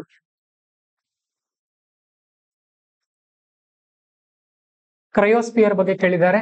ಆರ್ಕ್ಟಿಕ್ ರಿಸೋರ್ಸಸ್ ಬಗ್ಗೆ ಡೈರೆಕ್ಟ್ ಪ್ರಶ್ನೆ ಬಂದಿದೆ. ಆರ್ಕ್ಟಿಕ್ ಅಂದ್ರೆ ಎಲ್ಲಿರುತ್ತೆ? ಇದು ತುದಿ ಮೇಲೆನೆ ಅಲ್ವಾ? ಆರ್ಕ್ಟಿಕ್ ಅಂಟಾರ್ಕ್ಟಿಕ್ ಮೆಲ್ಟಿಂಗ್ ಬಗ್ಗೆ ಕೇಳಿದ್ದಾರೆ 2021ರಲ್ಲಿ. ಕ್ಲೈಮೇಟ್ ಚೇಂಜ್ ಬಗ್ಗೆ ಮತ್ತು ಎನ್ವೈರನ್ಮೆಂಟಲ್ ಜಿಯೋಗ್ರಫಿ, ಪೋಲಾರ್ ನಲ್ಲಿ ಆಗುವಂತ ಎಫೆಕ್ಟ್ ಗಳೇನು ಅದ್ರ ಬಗ್ಗೆ ಪ್ರಶ್ನೆ ಬಂದಿದೆ. 2017ರಿಂದ 24 ನಡುವೆ ಪ್ರಶ್ನೆಗಳು ಬಂದಿವೆ ಇವು ಹಿಂದೆ. ಅಂದ್ರೆ PYQ ಬೇಸ್ ಮೇಲೆ ಹೋಗುತ್ತೆ UPSC. ನೆಕ್ಸ್ಟ್ ಕ್ವಶನ್ ನಂಬರ್ 6 ನೋಡಿ. Discuss the role of aeolian process in desertification and land degradation. ಈ ಪದ ಗೊತ್ತಿಲ್ಲ ಅನ್ಕೊಡ್ರಿ, ಇದು ಕಷ್ಟ ಆಗತ್ತೆ. ಬಟ್ ಇದು ಸಾಲ್ವೇ ಮಾಡದೇ ಇರುವಂತ ಪ್ರಶ್ನೆ ಅಲ್ಲ, ಸಾಲ್ವ್ ಮಾಡಬಹುದು ಇದನ್ನ. ಹೇಗೆ? ನಾವು ಪ್ರಿಲಿಮ್ಸ್ ಅಲ್ಲಿ ಹೇಳುವಾಗ ಎಲಿಮಿನೇಷನ್ ಟ್ರಿಕ್ ಅಲ್ಲಿ ಒಂದು ಟ್ರಿಕ್ ಹೇಳ್ತೀವಿ. ಏನಂತ ಅಂದ್ರೆ, ಯಾವುದೇ ಒಂದು ಪದ ಹೊಸದಾಗಿದ್ರೆ ಅದನ್ನ ಏನ್ ಮಾಡ್ಬೇಕು? ಒಡೆದ್ ನೋಡ್ಬೇಕು, ವಿಭಾಗಿಸಿ ನೋಡ್ಬೇಕು. ಏನ್ ಹೇಳ್ತಾ ಇದಾರೆ ಅವರು? ಡೆಸರ್ಟಿಫಿಕೇಶನ್ ಮತ್ತು ಲ್ಯಾಂಡ್ ಡಿಗ್ರೇಡೇಷನ್, ಭೂಮಿಯ ಗುಣಮಟ್ಟ ಹಾಳಾಗೋದು, ಹೌದಾ? ಭೂಮಿಯ ಗುಣಮಟ್ಟ ಹಾಳಾಗೋಕೆ ಹಲವು ವಿಧಾನಗಳಿವೆ. ಮೊದಲನೇದು ಯಾವ್ದ್ರಿಂದ ಹಾಳಾಗುತ್ತೆ? ಅತಿಯಾದ ನೀರಿನಿಂದನೂ ಕೂಡ ಹಾಳಾಗತ್ತಲ್ಲ. ನೀರು ಕೂಡ ಏನ್ ಮಾಡುತ್ತೆ? ಸವಕಲನ ಉಂಟು ಮಾಡುತ್ತೆ. ಮತ್ತೇನಾಗತ್ತೆ? ಮರಗಳನ್ನ ಕಡಿಯೋದ್ರಿಂದನೂ ಕೂಡ ಹಾಳಾಗತ್ತೆ. ಮತ್ತೇನಾಗತ್ತೆ? ನಾವು ಜಿಯೋಗ್ರಫಿಯಲ್ಲಿ ಬರುವಂತ ಕೋರ್ ಕಾನ್ಸೆಪ್ಟ್ ಇದು. ಏರ್ ಕೂಡ ಏನ್ ಮಾಡುತ್ತೆ? ಗಾಳಿ ಮೇಲ್ಮಣ್ಣಿನ ಮೇಲೆ ಭೂಮಿಯ ಮೇಲ್ಮೈ ಪದರನ್ನ ಹಾರಿಸ್ಕೊಂಡು ಹೋಗುತ್ತಲ್ಲ. ಸೊ ಇಲ್ಲಿ ಯಾವ್ದನ್ನ ಕೇಳ್ತಾ ಇದಾರೆ ಇವರು? ಏಯೋಲಿಯನ್ ಪ್ರೊಸೆಸ್, ಡೆಸರ್ಟಿಫಿಕೇಶನ್ ಬಗ್ಗೆ ಇದೆ, ಲ್ಯಾಂಡ್ ಡಿಗ್ರೇಡೇಷನ್ ಬಗ್ಗೆ ಇದೆ, ಭೂಮಿಯ ಗುಣಮಟ್ಟ ಕುಸಿಯೋದ್ರ ಬಗ್ಗೆ ಇದೆ. ಸೊ ನಮಗೆ ತುಂಬಾ ಮುಖ್ಯವಾಗಿ ಪ್ರಭಾವ ಬೀರೋ 2 ಅಂಶಗಳು ಯಾವುದು ಭೂಮಿ ಮೇಲೆ? ನೀರು ಬಿಟ್ರೆ ಏರು. ಸೊ ನಮಗೆ ಅದೇನಾದ್ರೂ ಅಕ್ವಾ ಅಂತ ಇರ್ತಾ ಇತ್ತು ಅಂದ್ರೆ ಯಾವ್ದು ಅಂತ ಕನ್ಸಿಡರ್ ಮಾಡ್ತಾ ಇದ್ವಿ, ವಾಟರ್, ನೀರು. ಕ್ಲಾಸಲ್ಲಿ ಹೇಳಿದೀನಿ ನಿಮಗೆ. ಈಗ ಅಕ್ವಾ ಅಂತ ಇಲ್ಲ, ಏನು ಅಂತ ಪದ ಕೊಟ್ಟಿದ್ದಾರೆ, ಏಯೋಲಿಯನ್ ಅಂತ ನಾನು ಎಲ್ಲೂ ಹಿಂದೆ ಓದಿಲ್ಲ ಅಂದಾಗ ಲಾಸ್ಟ್ಗೆ ಇಟ್ಕೊಳ್ಳೋದು ನಮ್ದು ಏನಿದೆ 14 + 3 + 3, ಈಗಾಗಲೇ ಇದ್ರಲ್ಲಿ ಒಂದು ಸೇರಿಸಿದೀವ, ಇದನ್ನೊಂದು ಸೇರಿಸ್ಕೊಳ್ಳೋದಿಲ್ಲ, ಲಾಸ್ಟ್ಗೆ ಇಟ್ಕೊಳ್ಳೋದು. ಮೊದಲು ಉಳಿದಿರೋದೆಲ್ಲ ಮುಗಿಸ್ಕೊಂಡು ಆಮೇಲೆ ಅದನ್ನ ಟ್ರೈ ಮಾಡೋದು. ಕರೆಕ್ಟಾ? ಎಸ್, ಈ ತರ ಮಾಡ್ಬೇಕು. ಹೆದರ್ಬಾರ್ದು, ಮೆಂಟಲಿ ಬಿಟ್ಬಿಡೋದು, ಆಯ್ತಪ್ಪ ಆಮೇಲೆ ಬಂದು ನೋಡ್ತೀನಿ ಅಂತ ಮಾರ್ಕ್ ಮಾಡ್ಕೊಂಡು ಬರೋದು ಅದಕ್ಕೆ. ಸೊ ಇದ್ರ ಬಗ್ಗೆ ಹಿಂದೆ ಪ್ರಶ್ನೆಗಳು ಬಂದಿವೆಯಾ ಅಂತ ನೋಡಿದಾಗ ಕ್ವಶನ್ ನಂಬರ್ 6 ನೋಡಿ. ಎಸ್, 2013ರಲ್ಲಿ ಹಾಟ್ ಡೆಸರ್ಟ್ ಗಳ ಬಗ್ಗೆ ಇದೆ. 2015-16ರಲ್ಲಿ ಫಿಸಿಕಲ್ ಜಿಯೋಗ್ರಫಿ ಪ್ರೊಸೆಸಸ್ ಗಳ ಬಗ್ಗೆ ಪ್ರಶ್ನೆ ಇದೆ. 2020ರಲ್ಲಿ ಡೈರೆಕ್ಟ್ ಡೆಸರ್ಟಿಫಿಕೇಶನ್ ಪ್ರಶ್ನೆ ಬಂದಿತ್ತು. 2021ರಲ್ಲಿ ಲ್ಯಾಂಡ್ ಮತ್ತು ಎನ್ವೈರ್ಮೆಂಟ್ ರಿಲೇಟೆಡ್ ಗಳ ಪ್ರಶ್ನೆ ಇತ್ತು. 2024ರಲ್ಲಿ ಕೂಡ ಅಟ್ಮಾಸ್ಫೇರಿಕ್ ಮತ್ತೆ ಫಿಸಿಕಲ್ ಜಿಯೋಗ್ರಫಿ ಫಿನಾಮಿನಾಗಳ ಮೇಲೆ ಪ್ರಶ್ನೆ ಬಂದಿದೆ, ನೆನ್ಪಿಟ್ಕೊಡ್ರಿ. ಸೊ ನೆಕ್ಸ್ಟ್ ಕ್ವಶನ್ ನಂಬರ್ 7 ನೋಡಿ.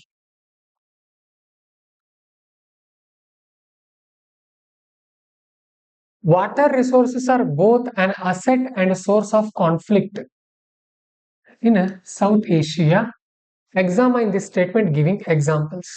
With example ಕೊಡ್ರಿ ಅಂತ ಹೇಳ್ತಾ ಇದ್ದಾರೆ. ಏನ್ ಅದೇ ಗಾಳಿಯಿಂದ ಭೂಮಿಯ ಮೇಲ್ಪದ್ರೆ ಏನ್ ಹಾಳಾಗ್ತಾ ಇದೆಯಲ್ಲ, ಅದೇ ಪ್ರೊಸೆಸ್ ಅಷ್ಟೇ. ಓದ್ಕೊಡ್ರಿ, ಆಮೇಲೆ ಆನ್ಸರ್ ಕೊಟ್ಟಿದ್ದೀನಿ, ಡಿಸ್ಕಸ್ ಮಾಡೋಣ ಜಿಯೋಗ್ರಫಿಯಲ್ಲಿ ಅದನ್ನ. ಓಕೆ, ಈಗ ನೆಕ್ಸ್ಟ್ ನೋಡ್ರಿ, ಸೌತ್ ಏಷ್ಯಾ. ನಾನು ಕ್ಲಾಸಲ್ಲಿ ಹೇಳುವಾಗ ಮ್ಯಾಪ್ ತೋರಿಸ್ತಿರ್ತೀನಿ ನಿಮಗೆ, ಯಾಕಂದ್ರೆ ಇದೇ ಕಾರಣಕ್ಕೆ. ಸೌತ್ ಏಷ್ಯಾ ಅಂದ್ರೆ ಯಾವ್ದು ಬರುತ್ತೆ ಹೇಳ್ರಿ? ಇವೆಲ್ಲ ಇಲ್ಲಿ ನೀವು ಸ್ಟ್ರೇಟ್ ಆಫ್ ಹೊರ್ಮುಜು, ಇರಾನು ಇರಾಕು ಎಲ್ಲ ಬಂತು, ಇಲ್ಲಿ ನಮ್ಮ ಭಾರತ ಬಂತು, ಇಲ್ಲಿ ಮಯನ್ಮಾರ್ ಎಲ್ಲ ಬಂತು, ಈ ಕಡೆ ಇಂಡೋನೇಷ್ಯಾ ಎಲ್ಲ ಆ ಕಡೆ ಬರುತ್ತೆ, ಇಲ್ಲಿ ಶ್ರೀಲಂಕಾ ಬರುತ್ತೆ. ಈ ಭಾಗವನ್ನು ಏನಂತ ಕರಿತೀವಿ ನಾವು? South Asia. ಈ ಮೇಲೆ ಇರೋದು ನಾರ್ತ್ ಏಷ್ಯಾ, ಇದು ವೆಸ್ಟ್ ಏಷ್ಯಾ, ಇದು ಈಸ್ಟ್ ಏಷ್ಯಾ. ಇದು ಯಾಕೆ ಪ್ರಶ್ನೆ ಬಂದಿದೆ ಗೊತ್ತಾ? ಏನ್ ಹೇಳ್ತಾ ಇದ್ದಾರೆ ನೋಡ್ರಿ, ವಾಟರ್ ರಿಸೋರ್ಸಸ್ ನಮಗೆ ಸಂಪತ್ತು, ಆಸ್ತಿ ತರ ನಮಗೆ. ಹಾಗೆ ನಾವು ಏನಿವೆ ಅಂತ ಅಂದ್ರೆ ಕಾನ್ಫ್ಲಿಕ್ಟ್ಗೂ ಕೂಡ ಕಾರಣ ಆಗ್ತಾ ಇವೆ. ವಿತ್ ಎಕ್ಸಾಂಪಲ್ ಹೇಳ್ರಿ ಅಂತಿದ್ದಾರೆ. ಸಿಂಪಲ್, ನಮ್ಮ ಭಾರತದ ಜೊತೆ ಹೇಳಬಹುದು. ಭಾರತದಲ್ಲಿ ಹರಿಯುವಂತ ನದಿಗಳು ಸಿಂಧು, ಗಂಗಾ, ಬ್ರಹ್ಮಪುತ್ರ, ಕಾವೇರಿ, ಕೃಷ್ಣ, ಇವೆಲ್ಲ ನದಿಗಳಿವೆ, ಹೌದಲ್ಲ? ಸೊ ಇದಕ್ಕೆ ಎಕ್ಸಾಂಪಲ್ ಕೊಡ್ರಿ ಅಂತ ಹೇಳ್ತಾ ಇದ್ದಾರೆ. ಸೌತ್ ಏಷ್ಯಾದಲ್ಲಿ ಇವು ಕಾನ್ಫ್ಲಿಕ್ಟ್ ಅನ್ನ ಉಂಟು ಮಾಡ್ತಾ ಇವೆ. ಇದನ್ನ ನೀವು ಹೇಗೆ ವಿಭಾಗ ಮಾಡ್ಕೊಳ್ಬಹುದು ಅಂದ್ರೆ 70:30. ಅಂದ್ರೆ 70% ಏನ್ ಎಕ್ಸ್ಪ್ಲೇನ್ ಮಾಡೋದು ದೇಶಗಳ ಬಗ್ಗೆ, 30% ರಾಜ್ಯಗಳ ಬಗ್ಗೆ ಎಕ್ಸ್ಪ್ಲೇನ್ ಮಾಡಬಹುದಾ? ಅವು ಸಂಪನ್ಮೂಲ ಹೌದು ಅಲ್ವೋ? 5 ಮಾರ್ಕ್ಸ್ ಏನು ಬರೀರಿ ಅವುಗಳ ಬಗ್ಗೆ, ಮೊದಲು 3 ಮಾರ್ಕ್ಸ್ ಬರೀರಿ ರಿಸೋರ್ಸಸ್ ಅಂತ ಹೇಳಿ. ನದಿಗಳ ಮಹತ್ವ ಹೇಳ್ರಿ ಮೊನ್ನೆದು.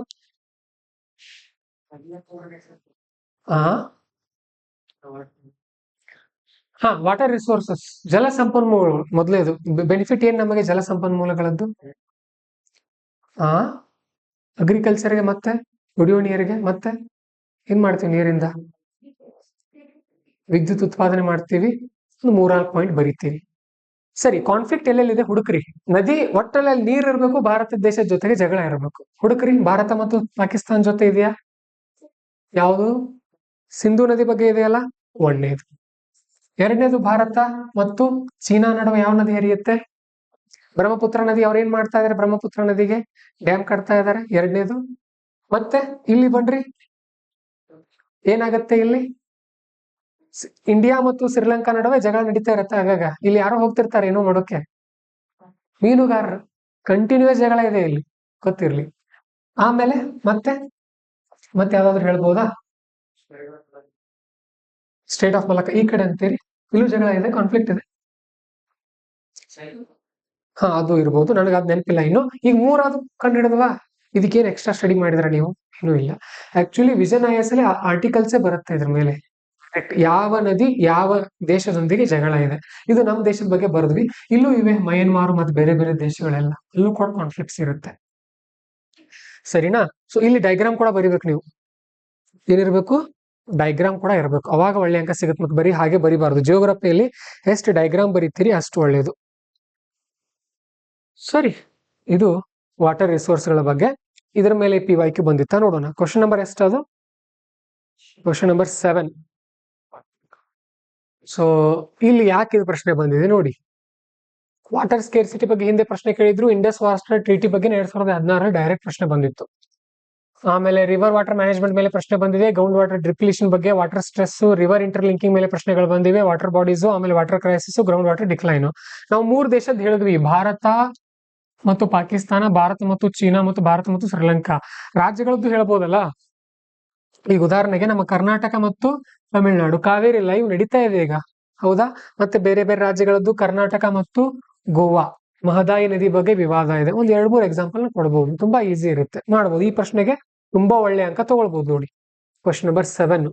ಕ್ವಶನ್ ನಂಬರ್ 8 ನೋಡಿ ಏನಿದೆ ಅಂತ ಅಂದ್ರೆ, unity in diversity remains the defining feature of Indian society despite the challenges from communalism and regionalism comment. ನಮ್ಮ ದೇಶದಲ್ಲಿ ಕಮ್ಯುನಲಿಸಂ ಇದೆ, ಕೋಮುವಾದ, ರೀಜನಲಿಸಂ ಅಂದ್ರೆ ಪ್ರಾದೇಶಿಕತಾವಾದ ಇದೆ. ಬಟ್ ಆದ್ರೂ ಕೂಡ ನಮ್ಮಲ್ಲಿ ಏನಿದೆ ಅಂತ ಅಂದ್ರೆ ಡೈವರ್ಸಿಟಿ ಇದೆ. ಯುನಿಟಿ ಇನ್ ಡೈವರ್ಸಿಟಿ, ವೈವಿಧ್ಯತೆಯಲ್ಲಿ ಏಕತೆಯನ್ನು ಇನ್ನೂ ಭಾರತ ಉಳಿಸ್ಕೊಂಡು ಹೋಗ್ತಾ ಇದೆ. ಇದ್ರ ಬಗ್ಗೆ ನಿಮ್ಮ ಅಭಿಪ್ರಾಯ ಬರೀರಿ ಅಂತ ಹೇಳಿದ್ದಾರೆ ಅಷ್ಟೇ. ತುಂಬಾ ಸಿಂಪಲ್ ಪ್ರಶ್ನೆ, ಉತ್ತರ ಬರಿಬಹುದಾ? ವೈವಿಧ್ಯತೆ ಇನ್ನೂ ಕೂಡ ಕಾಪಾಡ್ಕೊಂಡು ಹೋಗ್ತಾ ಇದೀವ ನಾವು. ಸೊ ತುಂಬಾ ಈಸಿ ಪ್ರಶ್ನೆ. ನಮಗೆ ಚಾಪ್ಟರ್ ಇದೆ ನಮ್ಮ ದೇಶದಲ್ಲಿ, ನಮ್ಮ ಇದರಲ್ಲಿ ಇಂಡಿಯನ್ ಸೊಸೈಟಿಯಲ್ಲಿ ಯಾವ್ದ್ರ ಬಗ್ಗೆ? ಡೈವರ್ಸಿಟಿ ಬಗ್ಗೆನೇ ಚಾಪ್ಟರ್ ಇದೆ, ಕಮ್ಯುನಲಿಸಂ ಬಗ್ಗೆ ಚಾಪ್ಟರ್ ಇದೆ, ರೀಜನಲಿಸಂ ಬಗ್ಗೆ ಚಾಪ್ಟರ್ ಇದೆ. 8-10 ಚಾಪ್ಟರ್ಸ್ ಇವೆ. ಪ್ರತಿಯೊಂದು ಚಾಪ್ಟರ್ ಮೇಲೆ ಒಂದು 10-12 ಪೇಜ್ ಕಂಟೆಂಟ್. ನಾನು ಹೇಳ್ತಿರ್ತೀನಲ್ಲ, ಭಾರತದ ಒಂದು ಮೂಲ ಸತ್ವ ಅಂದ್ರೆ ಏನ್ ಹೇಳ್ತಿರ್ತೀವಿ ನಾವು ನಿಮಗೆ ಕ್ಲಾಸಲ್ಲಿ? ವೈವಿಧ್ಯತೆ, ನಮ್ಮ ದೇಶದ ಅಂತ ಸತ್ವ ಅದು, ಅದನ್ನ ನಾವು ಕಾಪಾಡ್ಕೊಂಡು ಹೋಗ್ಬೇಕು. ಬೇರೆ ದೇಶಗಳ ತರ ಇಲ್ಲ ನಮ್ಮ ಭಾರತ, ನಮ್ಮ ಭಾರತನೇ ಬೇರೆ ತರ ಇದೆ. ಓಕೆ, ಸೊ ಅದನ್ನ ಬಗ್ಗೆ ಕೇಳಿದಾರೆ. ಹಿಂದೆ ಇದ್ರ ಮೇಲೆ ಪ್ರಶ್ನೆಗಳು ಬಂದಿದ್ವಾ ನೋಡ್ರಿ. ಪ್ರಶ್ನೆ ಸಂಖ್ಯೆ 8. ಪ್ರಶ್ನೆ ಸಂಖ್ಯೆ 8.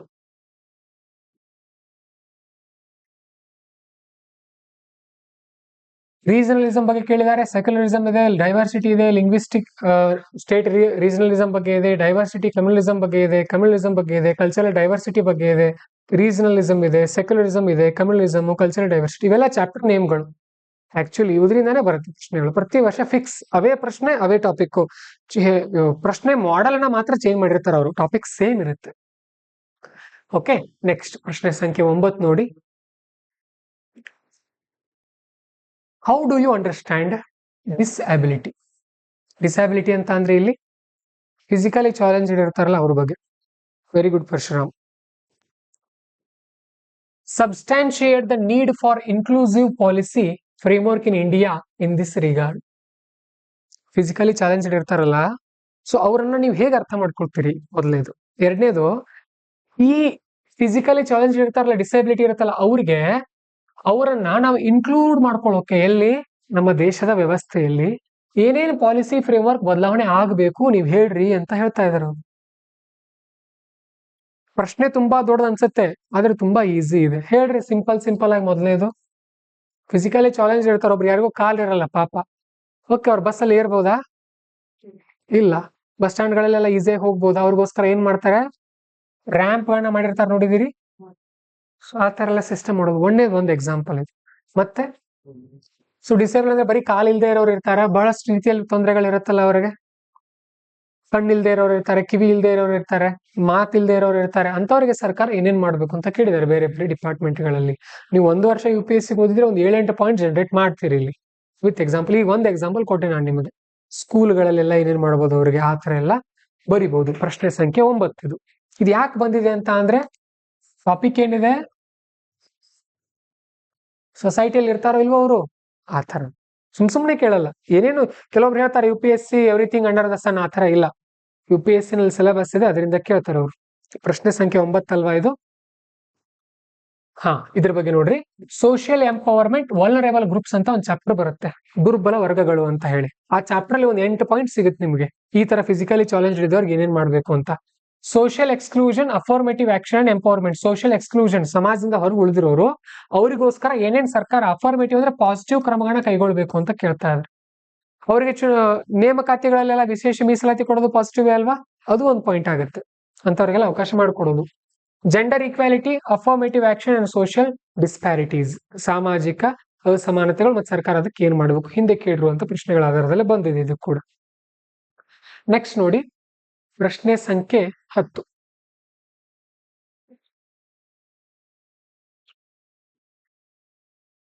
ತುಂಬಾ ಇಂಟ್ರೆಸ್ಟಿಂಗ್ ಪ್ರಶ್ನೆ ಇದು. Do you think digital technology promotes social empowerment? Explain with examples. ಅವ್ರು ಸ್ಪಷ್ಟವಾಗಿ ಎಕ್ಸಾಂಪಲ್ಸ್ ಅಂತ ಕೇಳಿದಾಗ ಹೆಚ್ಚು ಕೊಡ್ಬೇಕು ನೀವು ಎಕ್ಸಾಂಪಲ್ಸ್ ಅನ್ನು. ಏನ್ ಹೇಳ್ತಾ ಇದಾರೆ ನೋಡ್ರಿ, ಈ ಡಿಜಿಟಲ್ ತಂತ್ರಜ್ಞಾನ ಸೋಷಿಯಲ್ ಎಂಪವರ್ಮೆಂಟ್ಗೆ, ಸಾಮಾಜಿಕ ಸಬಲೀಕರಣಕ್ಕೆ ಹೆಲ್ಪ್ ಆಗುತ್ತಾ ಇಲ್ವಾ ಅಂತ ಕೇಳ್ತಾ ಇದಾರೆ. ಹೇಳ್ರಿ, ನೀವೇ ಒಂದು ಎಕ್ಸಾಂಪಲ್ ಕೊಟ್ಟು ಹೇಳ್ರಿ ನನಗೆ.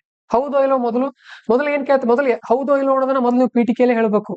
ಕೇಳ್ತಾ ಇದಾರೆ ಅವರು, do you think digital technology promote social empowerment? Yes ಅಂತ ಬರೆಯೋದು, ಒಂದು 8-9 ಪಾಯಿಂಟ್ ಬರೆಯೋದು. ನೋ ಅಂತ ಬರೆಯೋದು, ಒಂದು 3-4 ಪಾಯಿಂಟ್ ಬರೆಯೋದು. ಯಾಕೆ ನೆಗೆಟಿವ್ ಕೂಡ ಹೇಳೋದು ನೀವು. ಪಾಸಿಟಿವ್ ಹೆಚ್ಚು ಬರೀರಿ, ನೆಗೆಟಿವ್ ಒಂದು 2-3 ಪಾಯಿಂಟ್ ಬರೀರಿ.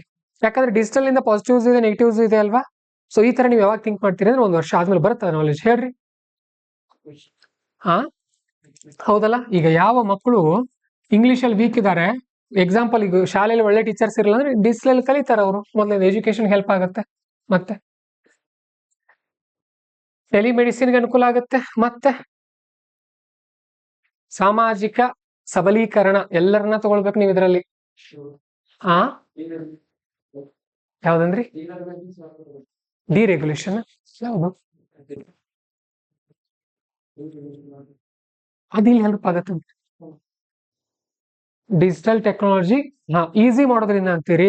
ಹೆಚ್ಚು ಜನ ಬಿಸ್ನೆಸ್ ಮಾಡ್ತಾರೆ, ಈಸ್ ಆಫ್ ಡೂಯಿಂಗ್ ಬಿಸ್ನೆಸ್ ಆಗುತ್ತೆ ಅದರಿಂದ. Is of doing business. ಮತ್ತೆ ಇನ್ನೂ ವೆರಿ ಇಂಪಾರ್ಟೆಂಟ್ ಪಾಯಿಂಟ್ ಮಿಸ್ ಮಾಡ್ತಾ ಇದೀರಿ ನೀವು. ಸೋಷಿಯಲ್ ಎಂಪವರ್ಮೆಂಟ್ ಅಂದ್ರೆ ಯಾರು ಬರ್ಬೇಕು ನೀವು ಮೊದಲು ನಿಮ್ಗೆ? ಅದೇ ಯಾರು ವರ್ಕ್ ಫ್ರಮ್ ಹೋಮ್ ಯಾರಿಗೆ ಅನುಕೂಲ ಆಗುತ್ತೆ? ಅದನ್ನ ಹೇಳ್ರಿ. ವುಮೆನ್ಗೆ ಹೆಲ್ಪ್ ಆಗುತ್ತೆ. ಅವ್ರು ಅಡಿಗೆ ಎಲ್ಲ ಮಾಡಿ ಹಾಕ್ತಾರ ನೋಡ್ರಿ, ಜೋಳದ ರೊಟ್ಟಿ ಮಾಡೋಣ ಬರ್ರಿ ಅಂತ ಒಂದು ವಿಡಿಯೋ ಐತಿ ನೋಡ್ರಿ. ಆ ತರ ಎಲ್ಲ ಮನೆಯಲ್ಲಿ ಹೆಣ್ಮಕ್ಳು ಕೂತ್ಕೊಂಡು ಮಾಡ್ಬೋದು ಡಿಜಿಟಲ್ ಟೆಕ್ನಾಲಜಿಯಿಂದ. ಯೂಟ್ಯೂಬ್ ನಿಂದ ಬೆನಿಫಿಟ್ ಆಗಿಲ್ಲ ಎಷ್ಟೋ ಜನರಿಗೆ. ಮತ್ತೆ ಡಿಜಿಟಲ್ ಟೆಕ್ನಾಲಜಿ ಬಂದಿರೋದ್ರಿಂದ ಮತ್ತೆ ಮತ್ತೆ ಮತ್ತೆ ಮತ್ತೆ ಮತ್ತೆ ಸೋಷಿಯಲ್ ಎಂಪವರ್ಮೆಂಟ್. ಹಾದಿಲಿ ಬೀದಿಲಿ ಎಲ್ಲ ವರ್ಕ್ ಮಾರಾಟ ಮಾಡ್ತಾರಲ್ಲ ತರಕಾರಿ, ಅವ್ರು UPI ಯೂಸ್ ಮಾಡ್ತಾ ಇದಾರೆ ಗೊತ್ತಾ. ಸೊ ಅವ್ರ ವ್ಯಾಪಾರ ಹೆಚ್ಚಾಗ್ತಾ ಇದೆಯಲ್ಲ ಇದರಿಂದ. ಅವನು ಹೇಳ್ರಿ ಪಾಯಿಂಟ್ಸ್. UPSC ಅಂದ್ರೆ ನಮ್ಗೆ ಏನ್ ಕಣ್ಣಿಗೆ ಕಾಣುತ್ತದೆ ನೋಡ್ರಿ, ನಮ್ ದೇಶದಲ್ಲಿ ಏನ್ ಇವತ್ತು ನಡೀತಾ ಇರತ್ತಲ್ಲ ಅದು. ಮತ್ತೆ ಅಗ್ರಿಕಲ್ಚರ್ ಹೆಲ್ಪ್ ಆಗುತ್ತಾ? ಸಾಮಾಜಿಕ ಸಬಲೀಕರಣಕ್ಕೆ, ರೈತರಿಗೆ ಮೊದ್ಲೇ ಗೊತ್ತಾಗತ್ತೆ ಮಳೆ ಬರಬಹುದೋ ಇಲ್ವೋ. ಹೌದಾ? ಇದನ್ನ ತಿಳ್ಕೊಳ್ತಾರೆ ಇವು. ನೋಡ್ರಿ, ನಾವು ಈ ಜಸ್ಟ್ ಮಾತಾಡ್ತಾ 6 ಪಾಯಿಂಟ್ ಜನರೇಟ್ ಮಾಡಿದ್ವಿ. ಮತ್ತೆ ಇವ್ರು ಎಕ್ಸಾಮ್ ಹೋಗೋಕ್ಕಿಂತ ಮುಂಚೆ ಓದ್ಕೊಂಡು ಹೋಗಿರ್ತಾರೆ, ಚೆನ್ನಾಗಿ ಬರಿಬಹುದಲ್ಲ. ಬರಿಬಹುದು, ಅಂತದ್ದೇನ್ ಕಷ್ಟ ಇಲ್ಲ. ಸೊ ಇದು ಹಿಂದೆ ಎಲ್ಲಾದ್ರೂ ಬಂದಿತ್ತಾ ನೋಡೋಣ. ಪ್ರಶ್ನೆ ಸಂಖ್ಯೆ 10.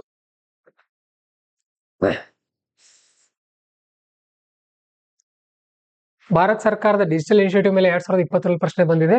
Work from home, technology, social change ಬಗ್ಗೆ ಪ್ರಶ್ನೆ ಬಂದಿದೆ. ಟೆಕ್ನಾಲಜಿ, ಸೋಷಿಯಲ್ ಟ್ರಾನ್ಸ್ಫಾರ್ಮೇಶನ್ ಮತ್ತು ಎಂಪವರ್ಮೆಂಟ್ ಮೇಲೆ ಪ್ರಶ್ನೆಗಳು ಬಂದಿವೆ ಹಿಂದೆ. ಇದ್ರ ಮೇಲೆ ಕೂಡ ಪ್ರಶ್ನೆಗಳು ಕೇಳಿದ್ದಾರೆ. ಅಂದ್ರೆ ಟೆಕ್ನಾಲಜಿ ಯಾವ ತರ ಪ್ರಭಾವ ಬೀರ್ತಾ ಇದೆ ದೇಶದಲ್ಲಿ ಅಂತ ಪ್ರಶ್ನೆಗಳು ಬಂದಿತ್ತು. ಯಾಕಂದ್ರೆ ಅದು ಸಮಾಜದ ಮೇಲೆ ಪ್ರಭಾವ ಬೀರುತ್ತಲ್ಲ, ಹಾಗಾಗಿ. ನೆಕ್ಸ್ಟ್ ಪ್ರಶ್ನೆ ನೋಡಿ, ಪ್ರಶ್ನೆ ಸಂಖ್ಯೆ 11. ಇವು 15 ಮಾರ್ಕ್ಸ್ ಪ್ರಶ್ನೆಗಳು, 3 ಪೇಜ್ ಕೊಡ್ತಾರೆ ಇವುಗಳಿಗೆ. ಸೊ ಇಲ್ಲಿ ಮೊದಲನೇದು, Vijayanagara architecture exemplifies the amalgamation of past traditions with contemporary practices, elucidate with examples. Amalgamation ಈ ಪದ ಅರ್ಥ ಗೊತ್ತಿಲ್ಲ ಅಂದ್ರೆ ಕಷ್ಟ ಆಗತ್ತೆ. ಅದಕ್ಕೆ ನಾನು ಹೇಳೋದು ನಿಮಗೆ ವೊಕ್ಯಾಬ್ಯುಲರಿನ ಜಾಸ್ತಿ ಮಾಡ್ಕೊಳ್ಳಿ. ವೊಕ್ಯಾಬ್ಯುಲರಿ ಜಾಸ್ತಿ ಮಾಡೋಕೆ ಏನೂ ಬೇಡ. 1 ನಾವು ಕೊಡೋ notes, 2 the Hindu news paper, 3 Vision magazine, 4ನೇದು PYQ. ಇವೇ ಪದಗಳು ರಿಪೀಟ್ ಆಗುತ್ತೆ. ಅಂದ್ರೆ ಇಲ್ಲಿ ಏನ್ ಹೇಳ್ತಾ ಇದ್ರೆ, ವಿಜಯನಗರದ ಏನು ವಾಸ್ತುಶಿಲ್ಪ ಇತ್ತಲ್ಲ, ಇದು ಪಾಸ್ಟ್ ಟ್ರೆಡಿಷನ್ಸ್, ಹಿಂದಿನ ಏನು ಸಂಪ್ರದಾಯಗಳು, ಮತ್ತು ಕಂಟೆಂಪ್ರರಿ ಪ್ರಾಕ್ಟೀಸ್, ಅವತ್ತಿನ ಕಾಲದಲ್ಲಿ ಇದ್ದಂತಹ ಪ್ರಾಕ್ಟೀಸ್ಗಳು ಎರಡನ್ನು ಕೂಡ ಸೇರಿಸ್ಕೊಂಡಿತ್ತು ಅಂತ ಹೇಳ್ತಾ ಇದ್ದಾರೆ. ಪ್ರಶ್ನೆ ಈ ತರ ಕೊಡ್ತಾರ ಅವರು. ಬಟ್ ನೀವೇನ್ ಮಾಡ್ಬೇಕು, ಈಸಿ ಮಾಡ್ಕೊಂಡು ಬರಿಬೇಕು. ಹೇಳ್ರಿ, ವಿಜಯನಗರ ವಾಸ್ತುಶಿಲ್ಪದಲ್ಲಿ ನೀವು ಯಾರಾದ್ರೂ ಹಂಪಿಗೆ ಹೋಗಿದ್ದೀರಿ ಹಂಪಿಗೆ? ಹೇಳ್ರಿ, ಏನೇನ್ ನೋಡಿದಿರಿ ಅಲ್ಲಿ, ಹೇಳ್ರಿ ಅವನ್ನ. ಒಂದೇದು ಯಾವ ಟೆಂಪಲ್ ಫೇಮಸ್ ಅಲ್ಲಿ? ಹಂಪಿ ವಿರೂಪಾಕ್ಷ ದೇವಾಲಯ. ಮತ್ತೆ ಕಲ್ಲಿನ ರಥ, ಚಾರಿಯಟ್ ಅಂತ ಕರಿತೀವಲ್ಲ ಅದನ್ನ. ಮತ್ತೆ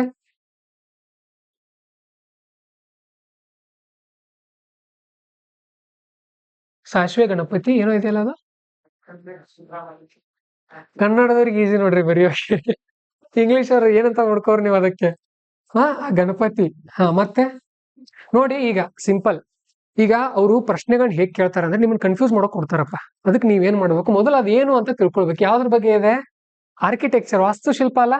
ಸೊ ಅದ್ರ ಬಗ್ಗೆ ನಾವು ಹುಡುಕ್ತಾ ಇದೀವಿ. ಗಣಪತಿ ಇದೆ, ಮತ್ತೇನಿದೆ? ಶಿವಲಿಂಗ ಇರ್ಬೋದು, ಅದು ಅದೇ ವಿರೂಪಾಕ್ಷ ದೇವಾಲಯ ಆಗಿರ್ಬೋದು. ಅದನ್ನ ಬಿಟ್ಟು ಮತ್ತೆ ಕಮಲ ಬಸ್ತಿ ಅಲ್ಲೂ ಇದೆ. ಇಲ್ಲಿ ಬೆಳಗಾವಿಯಲ್ಲಿ ಒಂದಿದೆ ಕಮಲ ಬಸದಿ. ಹಾ, ಮತ್ತೆ ಇವು ವಿಠಲನ್ ದೇವಾಲಯ ಒಂದ್ ಏನೋ ಇದೆಯಲ್ಲ, ವಿಜಯ ವಿಠಲ ಅಲ್ಲ. ಹಾ, ವಿಜಯ ವಿಠಲ ದೇವಾಲಯ. ಈಗ ಏನ್ ಥಿಂಕ್ ಮಾಡೋದು ಅಂತ ಅಂದ್ರೆ, ನೀವು ಇದರಲ್ಲಿ ಅವರು ಪುರಾತನದ್ದೇನ್ ಅಳವಡಿಸಿದ್ದಾರೆ, ಹೊಸದನ್ನ ಏನೇನ್ ತಂದಿದ್ದಾರೆ. ಹೊಸದನ್ನ ಅಳವಡಿಸ್ಕೊಳ್ಳೋಕೆ ಸಿಂಪಲ್, ನಾಗರ ಶೈಲಿ ಮತ್ತು ದ್ರಾವಿಡ ಶೈಲಿ ಅಂತ ಎರಡು ಬರುತ್ತೆ. ನಾಗರ ಶೈಲಿ ಯಾರದ್ದು? ಉತ್ತರ ಭಾರತ. ದ್ರಾವಿಡ ಶೈಲಿ ನಮ್ ದಕ್ಷಿಣ ಭಾರತದ್ದು. ಸೊ ಇವರ ಹಂಪಿ ವಿರೂಪಾಕ್ಷ ಟೆಂಪಲ್ ಏನಿದೆಯಲ್ಲ, ಇದು ಎತ್ತರದ ಮೇಲೆ ಇದೆಯೋ ನೆಲದ ಮಟ್ಟದಲ್ಲಿದೆ? ಎಲ್ಲಿದೆ? ನೆಲದ ಲೆವೆಲ್ ಇದೆ ಅಲ್ಲ, ನೆಲದ ಮೇಲೆ ಇರತ್ತೆ ಬಿಡ್ರಿ, ನೆಲದ ಲೆವೆಲ್ ಇದೆ ಅಲ್ವಾ? ಹಾ, ಸುತ್ತ ಏನಿದೆ ಅದಕ್ಕೆ? ಏನಿದೆ? ಪ್ರಾಂಗಣ ಇದೆ. ಮತ್ತೊಂದು ಏನೋ ಇದೆಯಲ್ಲ, ದ್ರಾವಿಡ ಶೈಲಿಯ ವಿಶೇಷತೆ, ಆರ್ಟ್ ಅಂಡ್ ಕಲ್ಚರ್ ಆಗಿರೋರು ಹೇಳ್ರಿ, ಏನಿದೆ? ಸುತ್ತ ಒಂದ್ ದೊಡ್ಡದಿರುತ್ತಲ್ಲ, ಜೈಲಿಗಿರುತ್ತಲ್ಲ, ಏನಿರುತ್ತೆ ಸುತ್ತ? ಒಂದು ಕಾಂಪೌಂಡ್ ವಾಲ್. ಅದೇ ಇದ್ರ ವಿಶೇಷತೆ. ಸೊ ಇದನ್ನ ಏನಂತ ಬರೀತೀರಿ ನೀವು ಇಲ್ಲಿ? ಸೇಫ್ಟಿಗಳು ಕೂಡ ಕಟ್ಟಿದ್ರು ಅಂತ ಹೇಳ್ಬೋದಾ? ಸೇಫ್ಟಿ ಕೂಡ ಕಟ್ಟಿದ್ರು ಅಂತ ಹೇಳ್ಬೋದಾ? ಉತ್ತರ ಭಾರತ ರಾಮನ ದೇವಾಲಯ ಇದೆ, ಎಲ್ಲಿ? ಅಯೋಧ್ಯೆಯಲ್ಲಿ ಹೊಸ ಕಟ್ಟಿದ್ದಾರೆ. ಅದು ನೆಲದ ಲೆವೆಲ್ ಅಲ್ಲಿ ಇದೆಯೋ ಸ್ವಲ್ಪ ಎತ್ತರದಲ್ಲಿದೆ? ಎತ್ತರದಲ್ಲಿದೆ. ಅದು ಅವ್ರ ಶೈಲಿ, ನಮ್ಮದಲ್ಲ. ನಮ್ಮ ದಕ್ಷಿಣ ಭಾರತದ ದೇವಾಲಯಗಳು ಇದಿರುತ್ತೆ, ಏನು ನೆಲದ ಲೆವೆಲ್ ಅಲ್ಲಿ ಇರುತ್ತೆ. ಇದು ಒಂದೇದು. ಇನ್ನೊಂದು ಮತ್ತೇನಿತ್ತು ಇವರಲ್ಲಿ? ಮತ್ತೇನಿತ್ತು? ನೀರಿನ ಟ್ಯಾಂಕ್ ಇದೆಯಲ್ಲ ಒಂದು ದೊಡ್ಡದು, ಇರ್ಬೋದು ನೋಡ್ರಿ. ನಾ ಹೋಗಿಲ್ಲ ಹಂಪಿಗೆ ಇಲ್ಲಿವರೆಗೂ, ಮದುವೆ ಆಗಿ ಹೋಗ್ಬೇಕಂತ ಇತ್ತು, ಇನ್ನೂ ಆಗಿಲ್ಲ. ಈ ವರ್ಷ ಹೋಗ್ತೀನಿ ನಾನು, ನವೆಂಬರ್ ಡಿಸೆಂಬರ್ ಅಲ್ಲಿ. ಅದೇನು ಮದುವೆ ಆಗ್ತಾ ಇಲ್ಲ, ಹಾಗಾಗಿ ಹೋಗ್ಬಿಡೋದು ಪ್ರವಾಸಕ್ಕೆ. ಓಕೆ. ಸೊ ಇದು ಮೊದಲೇದು ಕಾಂಪೌಂಡ್ ಗೋಡೆ ಇದೆ. ಮತ್ತೇನಿದೆ ಅಂತ ಅಂದ್ರೆ ಅಲ್ಲಿ ನೀರಿನ ಟ್ಯಾಂಕ್ ಇದೆ. ಮತ್ತೊಂದಿದೆ ಅವ್ರದ್ದು ತುಂಬಾ ಫೇಮಸ್, ಒಂದೇನೋ ಇದೆ ನೋಡ್ರಿ, ಏನು ಏನೋ ಡ್ಯಾನ್ಸ್ ಎಲ್ಲ ಮಾಡ್ತಾ ಇದ್ರಲ್ಲ, ಮಂಟಪ. ಮಂಟಪಗಳು ಇದ್ರ ವಿಶೇಷತೆಗಳು. ಸೊ ಇವು ಹಿಂದಿಂದಕ್ಕೆ ಮತ್ತೆ ಇವತ್ತಿಂದಕ್ಕೆ ಹೇಗೆ ಕನೆಕ್ಷನ್ ಅಂತ PYQಗಳಲ್ಲಿ ಓದಿದ್ರೆ ನಿಮ್ಗೆ ಐಡಿಯಾ ಸಿಗುತ್ತೆ. ಅವ್ರ ಸ್ಟಡಿ ಬರಿಬಹುದು ಇದನ್ನ. ಗೊತ್ತಾಯ್ತಾ? ಸೊ ಲಿಂಕ್ ಮಾಡೋದು ಸ್ವಲ್ಪ ನಿಮ್ಗೆ ಹೊಸದಾಗಿರೋರಿಗೆ ಕಷ್ಟ ಅನ್ಸುತ್ತೆ, ಬಟ್ ಯಾರು ಓದಿರ್ತಾರೆ ಅವ್ರಿಗೆ ಈಸಿ ಆಗುತ್ತೆ. ಮತ್ತೆ ಯಾರು ಕನ್ನಡ ಲಿಟ್ರೇಚರ್ ತಗೊಂಡಿರ್ತಾರಲ್ಲ ಅವ್ರಿಗೆ ಇನ್ನೂ ಈಸಿ. ಯಾಕಂದ್ರೆ ವಿಜಯನಗರ ಸಾಮ್ರಾಜ್ಯದ ಬಗ್ಗೆ ತುಂಬಾ ಡೀಪ್ ಆಗಿ ಸ್ಟಡಿ ಮಾಡ್ತೀವಿ ನಾವು. Okay, very good Rakshita, Savita. ಪ್ರದಕ್ಷಿಣಾ ಪಥ, ಹಾ, ಅರ್ಥ ಆಯ್ತಾ? ವಿಜಯನಗರದ ಮೇಲೆ ಕೂಡ ಹಿಂದೆ ಬಹಳಷ್ಟು ಪ್ರಶ್ನೆಗಳು ಬಂದಿವೆ ನೋಡ್ರಿ. ಪ್ರಶ್ನೆ ಸಂಖ್ಯೆ 11 ಇಲ್ಲೇ ಬರ್ಬೇಕಾಗಿತ್ತಲ್ಲ ಅದು.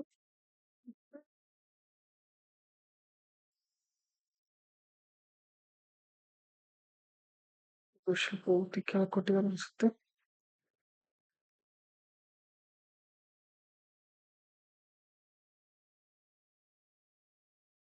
ಪ್ರಶ್ನೆ ಸಂಖ್ಯೆ 11 ಎಲ್ಲೋ ಮಿಸ್ ಆಗಿದೆ. ಬಟ್ 13, 15, 16, 2020, 22, 24 ಇದ್ರ ಮೇಲೆ ಪ್ರಶ್ನೆಗಳು ಬಂದಿವೆ ನೋಡ್ರಿ. ವಿಜಯನಗರದ ಬಗ್ಗೆ ಪ್ರಶ್ನೆಗಳು ಹಿಂದೆ ಬಂದಿವೆ. ಇಲ್ಲಿ ಯಾಕೋ ಮಿಸ್ ಆಯ್ತು.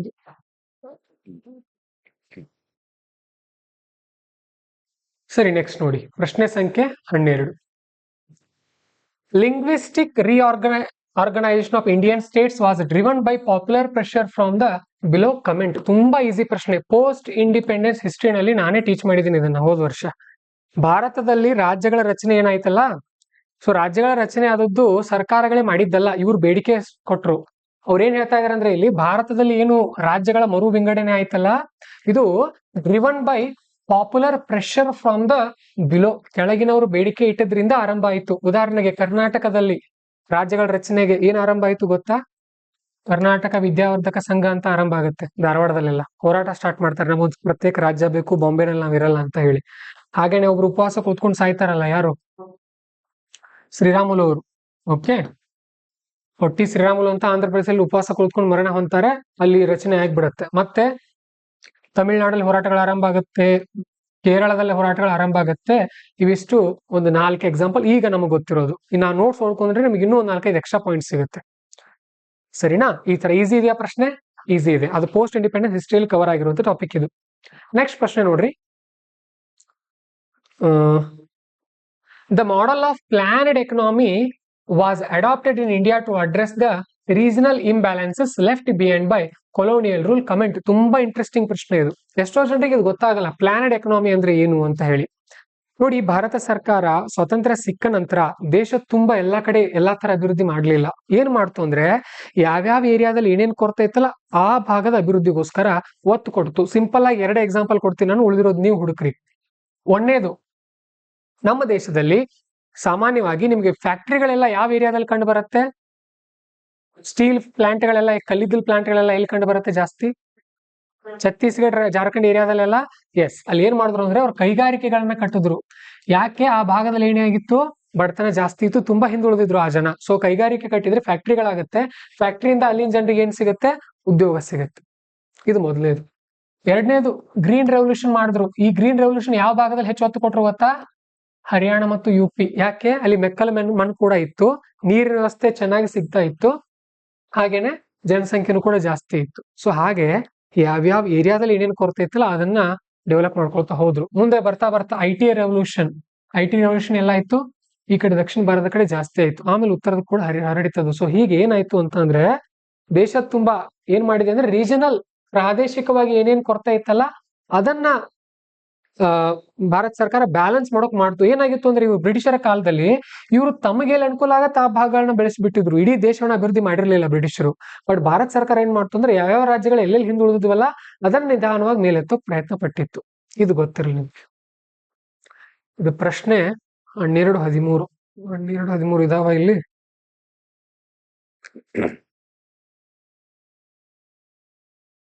ಎಲ್ಲೋ ಮಿಸ್ ಆಗಿದೆ, 11, 12, 13 ಮಿಸ್ ಆಗಿದೆ. ಇವುಗಳ ಬಗ್ಗೆ ಪ್ರಶ್ನೆ ಹಿಂದೆ 12ನೇದು ಲಿಂಗ್ವಿಸ್ಟಿಕ್ ಬಗ್ಗೆನೂ ಕೂಡ ಕೇಳಿದ್ದಾರೆ. 13 ಬಗ್ಗೆನೂ ಕೂಡ ಪ್ಲಾನೆಡ್ ಎಕನಾಮಿ ಮತ್ತು ರೀಜನಲ್ ಇಂಬ್ಯಾಲೆನ್ಸ್ ಬಗ್ಗೆ ಪ್ರಶ್ನೆಗಳು ಬಂದಿವೆ. ಇದು ಇಂಪಾರ್ಟೆಂಟ್ ಟರ್ಮ್, ಇದು ಪ್ಲಾನೆಡ್ ಎಕನಾಮಿ ಅಂತ ಹೇಳಿ. ಮತ್ತೆ ಪಂಚವಾರ್ಷಿಕ ಯೋಜನೆಗಳಲ್ಲೂ ಕೂಡ ವಿವಿಧ ರೀತಿಯಲ್ಲಿ ಬದಲಾವಣೆಯನ್ನು ತಂದಿದ್ರು. 5 year ಪ್ಲಾನ್ಸ್ ಅಂತ ಏನ್ ಮಾಡಿದ್ರಲ್ಲ, ಫಸ್ಟ್ ಅಗ್ರಿಕಲ್ಚರು, ಸೆಕೆಂಡ್ ಇಂಡಸ್ಟ್ರಿಗಳು, ಹೀಗೆಲ್ಲ ಡೆವಲಪ್ಮೆಂಟ್ ಮಾಡ್ತಾರೆ. ಅದು ಸ್ಟೋರಿ ನಾವು ಹೇಳಿದೀವಲ್ಲಿ, ನೀವು ಕಲಿತೀರಿ. ನೆಕ್ಸ್ಟ್ ಪ್ರಶ್ನೆ ಸಂಖ್ಯೆ 14 ನೋಡಿ. Compare the Loo, Chinook and foehn winds with respect to their regions of prevalence, their nature and climatic impacts. ಲೂಗೆ 5 ಮಾರ್ಕ್ಸ್ ಕೊಟ್ಟಿದ್ದಾರೆ, ಚಿನೂಕ್ಗೆ 5 ಮಾರ್ಕ್ಸ್ ಕೊಟ್ಟಿದ್ದಾರೆ, ಆಮೇಲೆ ಫೋಯನ್ ವಿಂಡ್ಗೆ 5 ಮಾರ್ಕ್ಸ್ ಕೊಟ್ಟಿದ್ದಾರೆ. ಕಂಪೇರ್ ಮಾಡ್ರಿ ಅಂತ ಕೇಳಿದ್ದಾರೆ. ಸೊ ಇದನ್ನ ಎಲ್ಲಿ ಹಾಕ್ತೀರಿ? 14 + 3 + 3 ಎಲ್ಲಿ ಹಾಕ್ತೀರಿ ಇದನ್ನ? ನಿಮಗ್ ಗೊತ್ತಿರತ್ತೆ, ಲೂ ಅಂತ ಎಲ್ಲಿ ಬರುತ್ತಿದು? ಜಿಯೋಗ್ರಫಿ ಮುಗಿದಿರೋರು ಹೇಳ್ರಿ, ಯಾವ ದೇಶದಲ್ಲಿ ಕಂಡು ಬರುತ್ತೆ? ಇಂಡಿಯಾದಲ್ಲೆಲ್ಲ. ಇಷ್ಟಾದ್ರೂ ಗೊತ್ತಿರ್ಲಿ. ಓಕೆ, ಇದು ಇಂಡಿಯಾದಲ್ಲಿ ಕಂಡು ಬರುತ್ತೆ, ಗೊತ್ತು ನಿಮಗೆ. ಚಿನೂಕು ಪಾಶ್ಚಿಮಾತ್ಯ ರಾಷ್ಟ್ರಗಳಲ್ಲಿ ಕಂಡು ಬರುತ್ತೆ ಇದು ಬಹುಶಃ. ಇದು ನೋಡ್ರಿ, ಇದು ಗೊತ್ತಿದೆ, ಬಟ್ ಇದು ಹೊಸಾದ್ ನೋಡ್ರಿ. ಇದು ನಾನು ಚೆಕ್ ಮಾಡಿದೆ, NCERT ಅಲ್ಲಿ ಬಂದಿದೆ ಈ ಟರ್ಮ್, ಅದೊಂದು ಮಿಸ್ ಆಗಿದೆ ಟರ್ಮ್. ಆಮೇಲೆ ನಾವು ನೋಟ್ಸ್ ಕೊಟ್ಟಿರೋ ಮ್ಯಾಪಿಂಗ್ ನಲ್ಲೂ ಕೂಡ ನಾನು ಚೆಕ್ ಮಾಡಿದೆ, ಈ ಒಂದು ಟರ್ಮ್ ಮಿಸ್ ಆಗಿದೆ. ಆಕ್ಚುಲಿ ಇದು ಎಲ್ಲಿ ಕಂಡು ಬರುತ್ತಂದ್ರೆ ಆಲ್ಪ್ಸ್ ಪರ್ವತ ಶ್ರೇಣಿಗಳಲ್ಲಿ ಕಂಡು ಬರುತ್ತಂತೆ. ಅಲ್ಲಿ ಬೀಸುವಂತ ಒಂದು ಮಾರುತ ಇದು.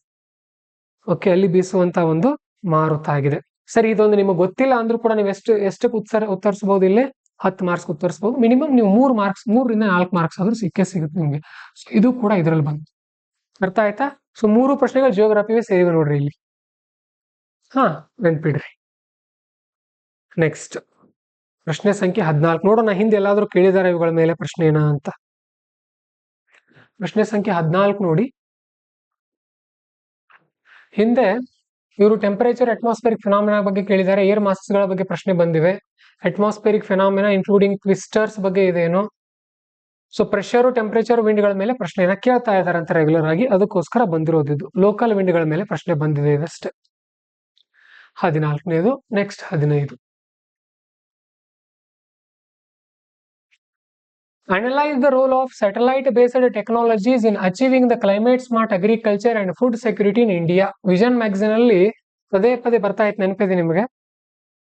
ಅಂದ್ರೆ ಸ್ಯಾಟಲೈಟ್ ಬೇಸ್ಡ್ ನಾವು ಟೆಕ್ನಾಲಜಿನ ಬಳಸಿ ಅಗ್ರಿಕಲ್ಚರ್ ಅಲ್ಲಿ ಏನೇನು ಸುಧಾರಣೆ ತರಬಹುದು ಮತ್ತು ಫುಡ್ ಸೆಕ್ಯೂರಿಟಿನ ಹೇಗೆ ಮಾಡಬಹುದು ಅದರಿಂದ. ಇದ್ರ ಬಗ್ಗೆ ಪ್ರತಿ ತಿಂಗಳು ಓದಿದೀವಿ ನಾವು ವಿಷನ್ ಮ್ಯಾಗಝಿನ್ ಅಲ್ಲಿ. ಸೊ ಡೈರೆಕ್ಟ್ ಪ್ರಶ್ನೆ ಬಂದಿದೆ, ಅಗ್ರಿಕಲ್ಚರ್ ಇಂದ ಮತ್ತೆ ಫುಡ್ ಸೆಕ್ಯೂರಿಟಿಗೆ ಹೇಗೆ ಅನುಕೂಲ ಆಗುತ್ತೆ ಅಂತ ಹೇಳಿ.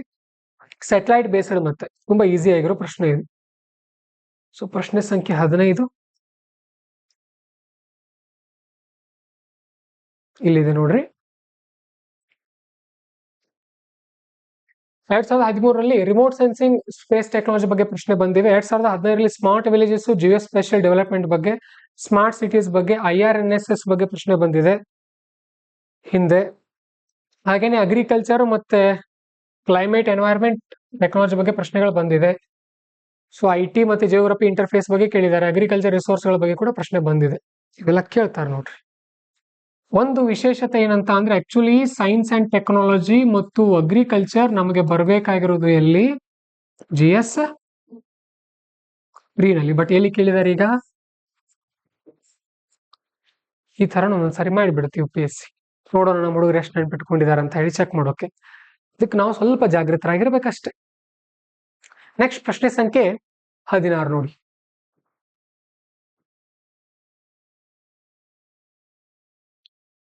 The center of global trade is gradually shifting from Atlantic region to the Indo-Pacific region. Examine this statement. ಎಷ್ಟು ಚೆನ್ನಾಗಿದೆ ನೋಡ್ರಿ ಪ್ರಶ್ನೆ. ಜಗತ್ತಿನ ಮ್ಯಾಪ್ ನಾನು ನಿಮಗೆ ಒಂದ್ಸಾರಿ ತೋರಿಸ್ತೀನಿ. ಇದನ್ನ ಇಲ್ಲಿ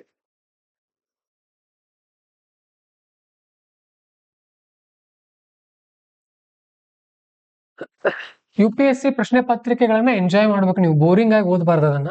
ಓಕೆ, ಇಲ್ಲಿ ನೋಡ್ರಿ ಸೌತ್ ಅಮೆರಿಕಾ ಇದೆ, ಇಲ್ಲಿ ನಾರ್ತ್ ಅಮೆರಿಕಾ ಬರುತ್ತೆ, ಇಲ್ಲಿ ಆಫ್ರಿಕಾ ಬರುತ್ತೆ, ಇಲ್ಲಿ ಮೇಲೆ ಎಲ್ಲ ಯುರೋಪ್ ಮತ್ತೆ ಯುರೇಷಿಯಾ ಬರುತ್ತೆ, ಈ ಕಡೆ ಎಲ್ಲ ಚೈನಾ ಜಪಾನು, ಆಮೇಲೆ ನಮ್ಮ ಭಾರತ ಈ ತರ ಬರುತ್ತೆ, ಇಲ್ಲಿ ಇರಾನ್ ಎಲ್ಲ ಬರುತ್ತೆ, ಇಲ್ಲಿ ಸೌದಿ ಅರೇಬಿಯಾ ಎಲ್ಲ ಬರುತ್ತೆ, ಇಲ್ಲಿ ಆಸ್ಟ್ರೇಲಿಯಾ ಬರುತ್ತೆ, ಇಲ್ಲಿ ಜಪಾನ್ ಇದೆ, ಇಲ್ಲಿ ಮಲೇಷಿಯಾ ಎಲ್ಲ ಬರುತ್ತೆ. ಸೊ ಇದಿಷ್ಟು.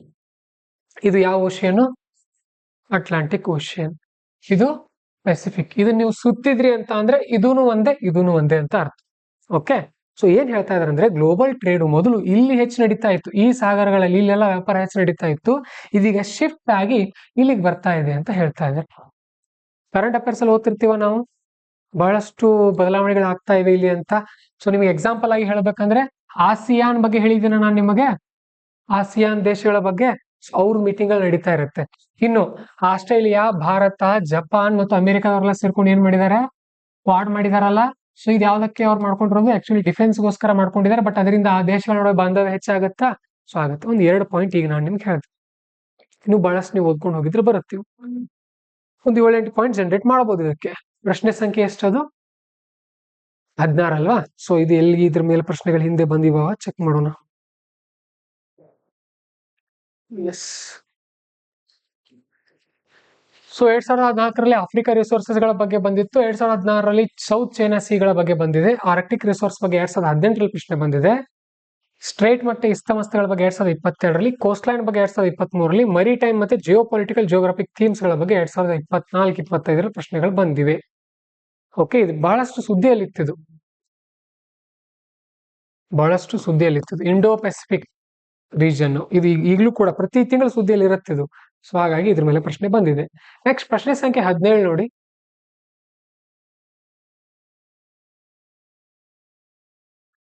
Analyze the major drivers of human-induced land use changes in India and their geographical consequences. Analyze the major drivers of human-induced land use changes. ಮಾನವ ಪ್ರಭಾವಿತ, ಮನುಷ್ಯ ಏನು ಪ್ರಭಾವ ಬೀರಿ ಲ್ಯಾಂಡ್ ಯೂಸ್ ಚೇಂಜಸ್ ಮಾಡ್ತಾರಲ್ಲ, ಇದರಿಂದ ಏನ್ ಆಗಿದೆ, ಭಾರತದಲ್ಲಿ ಏನೇನು ಬದಲಾವಣೆ ಆಗಿದೆ ಅಂತ ಕೇಳ್ತಾ ಇದ್ದಾರೆ. ಏನ್ ಬರೀಬಹುದು ಇದಕ್ಕೆ ಉತ್ತರ? ಪ್ರಶ್ನೆ ಸಂಖ್ಯೆ 17.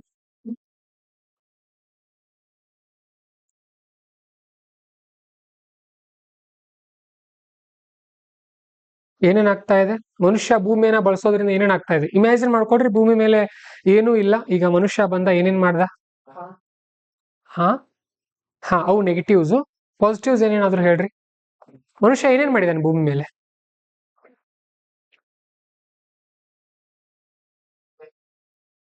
ಮೂಲ ಸೌಕರ್ಯ ಅಭಿವೃದ್ಧಿ ಅಂತ ಹೇಳ್ಬೋದು ಅದನ್ನ. ಡ್ಯಾಮ್ಸ್ ನಿರ್ಮಾಣ, ಮತ್ತೆ ಸಿಟಿಗಳು ಮೊದಲೇ ಇದ್ವು, ನಾವು ಕಟ್ಟಿದೀವಿ ಮನುಷ್ಯರು.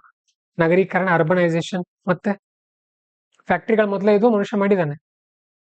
ಕೈಗಾರಿಕೀಕರಣ ಮಾಡಿದಾನೆ ಅಲ್ವಾ? ಇವು ಒಂದು 3 ಪಾಸಿಟಿವ್. ನೆಗೆಟಿವ್ಸ್, ಕಾಡು ನಾಶ ಆಗಿದೆ, ಲ್ಯಾಂಡ್ ಡಿಗ್ರೇಡೇಷನ್ ಆಗ್ತಾ ಇದೆ, ಪರಿಸರ ಮಾಲಿನ್ಯ ಆಗಿದೆ. ಒಂದು 3 ಪಾಸಿಟಿವ್, ಒಂದು 3 ನೆಗೆಟಿವ್. ಜಸ್ಟ್ ಈಗಲೇ ಥಿಂಕ್ ಮಾಡಿದ್ವಿ. ಓದ್ಕೊಂಡು ಹೋಗಿರೋರು ಇನ್ನೂ ಜಾಸ್ತಿ ಜನರೇಟ್ ಮಾಡ್ತಾರೆ ಪಾಯಿಂಟ್ಸ್ ಗಳನ್ನ. ಓಕೆ, ಸರಿ. ನೆಕ್ಸ್ಟ್ ಪ್ರಶ್ನೆ 18 ನೋಡಿ. Is caste disappearing in urban India? ನೇರವಾದ ಪ್ರಶ್ನೆ, ಮೊದಲು ಕೇಳ್ತಾ ಇದಾರೆ. ಇಂಟ್ರೊಡಕ್ಷನ್ ಅಲ್ಲಿ ಹೇಳ್ಬೇಕು ನೀವು ಹೌದೋ ಅಲ್ವೋ. ಭಾರತದಲ್ಲಿ ನಗರದಲ್ಲಿ ಜಾತಿ ವ್ಯವಸ್ಥೆ ಡಿಸ್ಅಪಿಯರ್ ಆಗ್ತಾ ಇದೆಯೋ ಇಲ್ವೋ? ಇಲುಸ್ಟ್ರೇಟ್ ಯುವರ್ ಆನ್ಸರ್ ವಿತ್ ಎಕ್ಸಾಂಪಲ್ಸ್. ಇಲ್ಲಿ ಈ ಪ್ರಶ್ನೆನ ಹೇಗೆ ಡಿವೈಡ್ ಮಾಡ್ಬೇಕು ಅಂದ್ರೆ 7.5% ಎಸ್, ಸಾರಿ 7.5 ಮಾರ್ಕ್ಸ್ ಎಸ್, 7.5 ಮಾರ್ಕ್ಸ್ ನೋ, ಅಥವಾ ನಿಮ್ಮ ಪ್ರಕಾರ 10 ಎಸ್ 5 ನೋ ಅಂತಾನು ಡಿವೈಡ್ ಮಾಡ್ಕೊಳ್ಬಹುದು. ಯಾವ ಹೆಚ್ಚು ಪಾಯಿಂಟ್ ಸಿಗುತ್ತೆ ಅವ್ನು ಹಾಕ್ರಿ. ನಿಮ್ ಪರವಾಗಿ ನೀವೇನ್ ಜಗತ್ ನೋಡಿರ್ತೀರಿ ಅದರ ಆಧಾರದಲ್ಲಿ ಉತ್ತರ ಕೊಡ್ಬೋದು ಇದಕ್ಕೆ. ಸರಿ ಹೇಳ್ರಿ, ನಿಮ್ ಪ್ರಕಾರ ಎಸ್ ಅನ್ನೋದಕ್ಕೆ ಹೇಳ್ರಿ ಒಂದ್ 3-4 ಪಾಯಿಂಟ್ ಹೇಳ್ರಿ. ಎಸ್ ಅನ್ನೋದಕ್ಕೆ ಒಂದು 3-4 ಪಾಯಿಂಟ್. ಫಸ್ಟ್ ಪಾಯಿಂಟ್ ಅರ್ಬನೈಸ್ ಇಲ್ಲ, ನೇರವಾಗಿ ಆ ಪಾಯಿಂಟ್ ನೋಡಿದ ತಕ್ಷಣ ಏನ್ ಅನ್ಸ್ಬೇಕು ನಮಗೆ? ಜಾತಿ ವ್ಯವಸ್ಥೆ ಇಲ್ಲ ಅನ್ಸ್ಬೇಕು. ಈಗ ನಾನ್ ಹೇಳ್ತೀನಿ, ಇತ್ತೀಚೆಗೆ ಸುದ್ದಿ ಇತ್ತು, ಒಂದು ಸರ್ವೆ ಬಂದಿದೆ, ಅತಿ ಹೆಚ್ಚು ಅಂತರ್ಜಾತಿ ವಿವಾಹವನ್ನ ಬ್ರಾಹ್ಮಣರಾಗ್ತಾ ಇದಾರಂತೆ ಭಾರತದಲ್ಲಿ. ಓಕೆ, ಸೊ ಅದೇ ಒಂದು ಎಕ್ಸಾಂಪಲ್. ಮೊದಲು ಮ್ಯಾರೇಜಸ್, ಇಂಟರ್ ಕಾಸ್ಟ್ ಮ್ಯಾರೇಜಸ್ ಸಿಟಿಗಳಲ್ಲಿ ಆಗ್ತಾ ಇದೆಯಲ್ಲ, ಅದೇ ಮೊದಲನೇ point. Examples, recent news says that Brahmins are marrying out of ಏನದು inter caste marriage are increasing. ಯಾಕೆ ಬ್ರಾಹ್ಮಣರು ಯಾಕೆ ಬೇರೆ ಜಾತಿಯವ್ರನ್ನ ಮದುವೆ ಆಗ್ತಾ ಇದಾರೆ? ಅವ್ರ ಜಾತಿಯಲ್ಲಿ ಹೆಣ್ಮಕ್ಳೇ ಇಲ್ಲ. ಏನ್ ಔಷಧಿ ತಿಂದಿದ್ರೆ ಗೊತ್ತಿಲ್ಲ ಅವ್ರ ಭವಿಷ್ಯ. ಹೇಳ್ರಿ ಮತ್ತೆ. ಎರಡನೇ ಪಾಯಿಂಟ್, ಜಾತೀಯತೆ ಮಾಯ ಆಗಿದೆ ಅನ್ನೋದಕ್ಕೆ ಮತ್ತೆ ಕಾರ್ಪೊರೇಟ್ ಅಲ್ಲಿ ಜಾತಿ ಗೀತಿ ಎಲ್ಲ ನೋಡ್ತಾರ. ಕಾರ್ಪೊರೇಟ್ ಕಲ್ಚರ್ ಎಲ್ಲ ಏನ್ ಮಾಡಿದೆ? ಜಾತಿಯನ್ನ ತೆಗೆದು ಹಾಕಿದೆ. ಮತ್ತೆ ಸಿಟಿಯಲ್ಲಿ ಮಾತ್ರ ಕೇಳ್ತಾ ಇದಾರೆ ಅವ್ರು, ಹಳ್ಳಿಗಳಲ್ಲ. ಹೇಳ್ರಿ ಮತ್ತೇನ್ ಹೇಳ್ಬೋದು?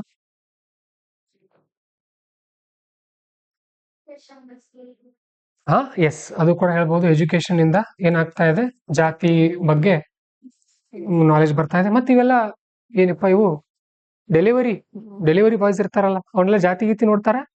ಇಲ್ಲ ಅಲ್ವಾ? ಅವನು ಹಾಕ್ರಿ. ಏನದು ಆನ್ಲೈನ್ ಡೆಲಿವರಿ ಸಿಸ್ಟಮ್ ಕೂಡ ಜಾತಿ ವ್ಯವಸ್ಥೆನ ಕಡಿಮೆ ಮಾಡಿ. ಅವ್ನು ಕೇಳ್ತಾರ, ನೀನ್ ಯಾವ ಜಾತಿ ಹೇಳಿರ್ತಾರ ಅಲ್ಲಿ, ಈ ಜಾತಿಯವ್ರು ಮಾತ್ರ ಈ ಪಾರ್ಸಲ್ ತಗೊಂಡು ಬರ್ಬೇಕು ಅಂತ ಹೇಳಿರ್ತಾರ? ಇಲ್ಲ. ಸೊ ಅಂದ್ರೆ ಇವು ಎಲ್ಲಾನು ಕೂಡ ಜಾತಿ ವ್ಯವಸ್ಥೆಯನ್ನ ಕಡಿಮೆ ಮಾಡ್ತಾ ಇವೆ ಅಂತ ಒಂದು 4 ಪಾಯಿಂಟ್ ಹೇಳ್ಬೋದು.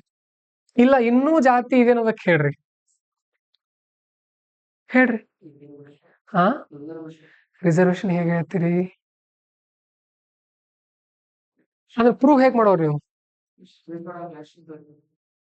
ಅಲ್ಲ, ಸಿಟಿಯಲ್ಲಿ ರಿಸರ್ವೇಶನ್ ಇಂದ ಅವ್ರು ಏನ್ ಕೇಳ್ತಾರೆ ನೋಡ್ರಿ, ಸಿಟಿಯಲ್ಲಿ ಜಾತಿ ಇದೆಯೋ ಇಲ್ವೋ?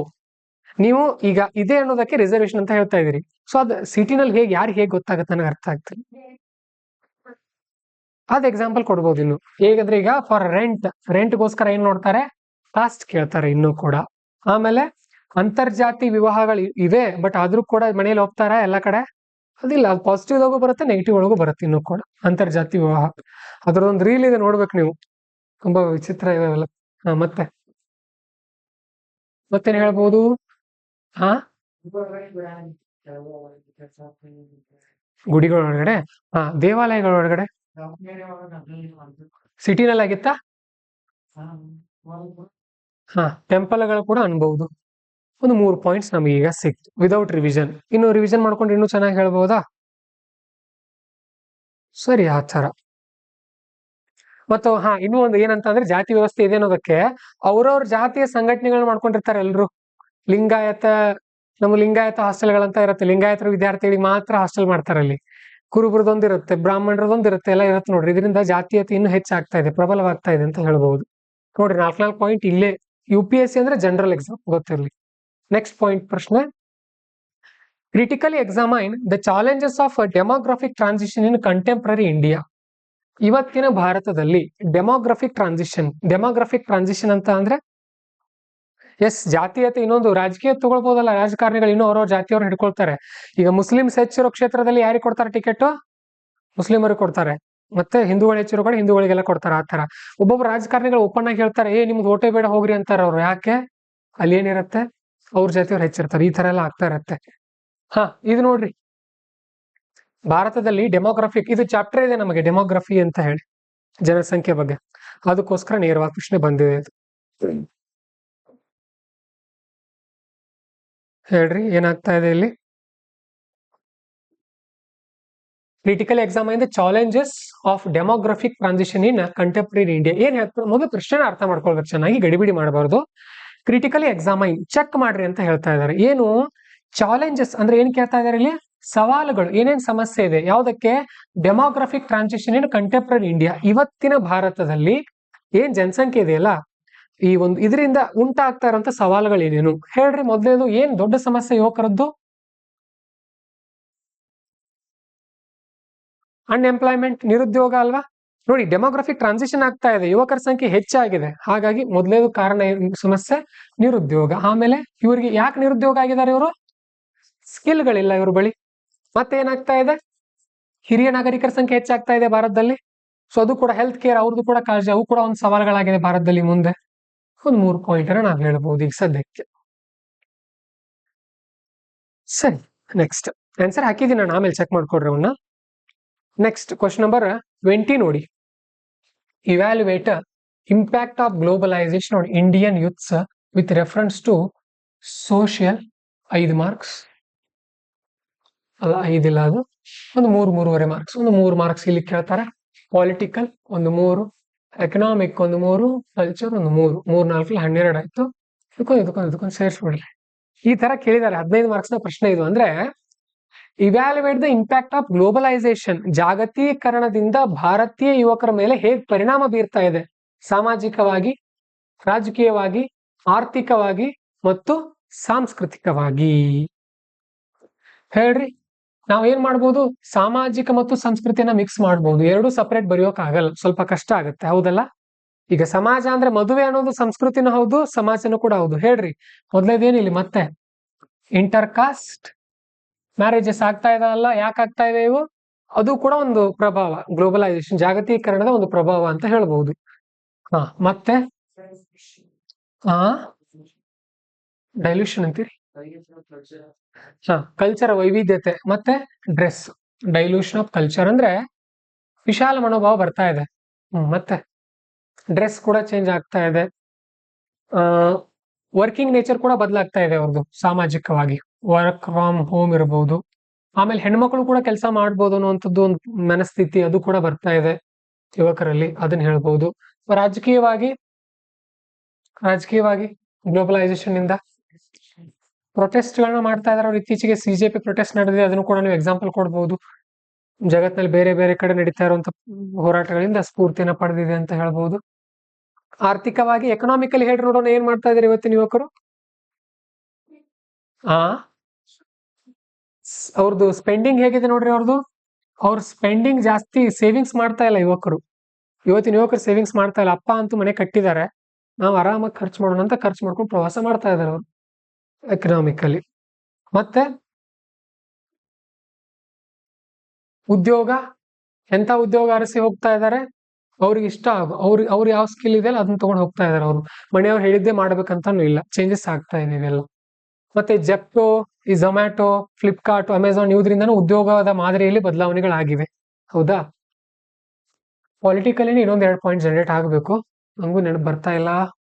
ಆಕ್ಚುಲಿ ಏನಾಗಿದೆ ಅಂತ ಅಂದ್ರೆ, ಅಂತ ಬದಲಾವಣೆ ಏನ್ ಕಂಡು ಬಂದಿಲ್ಲ ಇಲ್ಲಿ ಪಾಲಿಟಿಕ್ಸ್ ಅಲ್ಲಿ.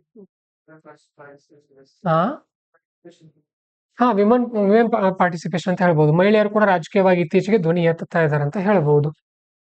ಸೋಷಿಯಲ್ ಮೀಡಿಯಾ ಅಕೌಂಟ್ಗಳನ್ನ ಬಳಸ್ತಾ ಇದಾರೆ, ಇಲ್ಲಿ ಸೋಷಿಯಲ್ ಮೀಡಿಯಾನ ಬಳಸ್ತಾ ಇದ್ದಾರೆ, ಅದನ್ನ ಹೇಳ್ಬಹುದು. ನೋಡ್ರಿ, ಇಲ್ಲಿ 3.4, ಇಲ್ಲೊಂದು 3, 6, 10 ಪಾಯಿಂಟ್ ಜನರೇಟ್ ಆಯ್ತು. ಇಲ್ಲಿ ಏನು ರಿವಿಷನ್ ಇಲ್ಲ, ಏನಿಲ್ಲ, ಇಲ್ಲೇ ಮಾಡ್ತಾ ಇದೀವಿ, ಹೌದಲ್ಲ?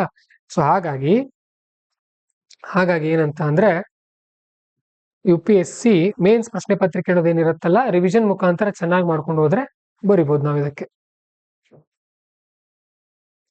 ಎಸ್ ಚಂದನ್ ಅವರೇ, ಬರುತ್ತೆ. ಕೇರಿಂಗ್ ಬರ್ಡನ್ ಹೌದು, ಪೆನ್ಷನ್ ಕೂಡ ಹೌದು. ಸೊ ಹೀಗೆ UPSC ಒಂದು ಪ್ಯಾಟರ್ನ್ ಇದೆ, ಅದಕ್ಕೋಸ್ಕರನೇ ಕೇಳ್ತಿರ್ತಾರೆ. ಈ PDF ಅನ್ನ ಆಮೇಲೆ ಹಾಕಿರ್ತೀನಿ ನಾನು, ಫ್ರೀ ಇದ್ದಾಗ ನೋಡ್ಕೊಡ್ರಿ ನೀವು ಕೂಡ. ಅರ್ಥ ಆಯ್ತಾ? ಪ್ರಶ್ನೆ ಇವು ಲಾಸ್ಟ್ ನಾವು ನೋಡ್ಬೇಕು. ಇವು ಹಿಂದೆ ಬಂದಿವೆ, ಇವು ಕೂಡ ಪ್ರತಿ ವರ್ಷ ರಿಪೀಟ್ ಆಗಿರುವಂತ ಕಾನ್ಸೆಪ್ಟ್ಗಳಿವೆಲ್ಲ. ಗ್ಲೋಬಲೈಸೇಷನ್, ಇಂಡಿಯನ್ ಯೂತ್ ಬಗ್ಗೆ ಎಲ್ಲ ಬರ್ತಾ ಇರುತ್ತೆ. ಕಾಸ್ಟ್ ಬಗ್ಗೆ ಹಿಂದೆ ಕೂಡ ಬಂದಿತ್ತು.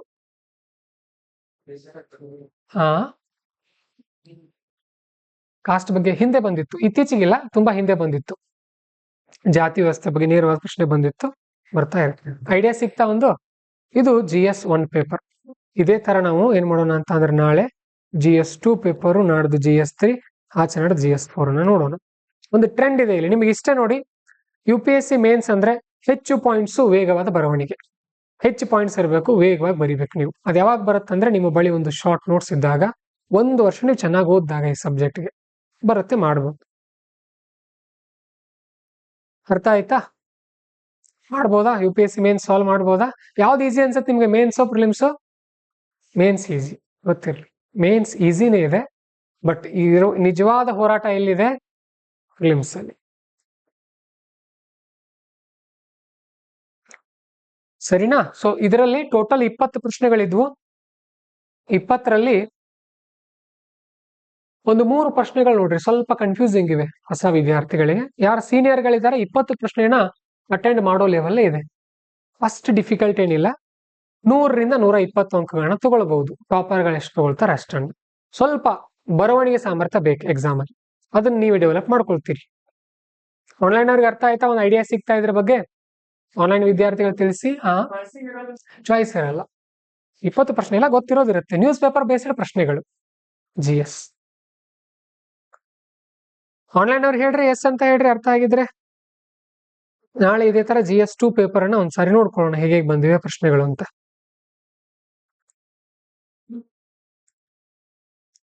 10 ಮಾರ್ಕ್ಸ್ಗೆ 7 ನಿಮಿಷ ಪೂರ್ಣಿಮಾ ಅವರೇ, 15 ಮಾರ್ಕ್ಸ್ಗೆ 10 ನಿಮಿಷದವರೆಗೂ ಬರಿಬಹುದು.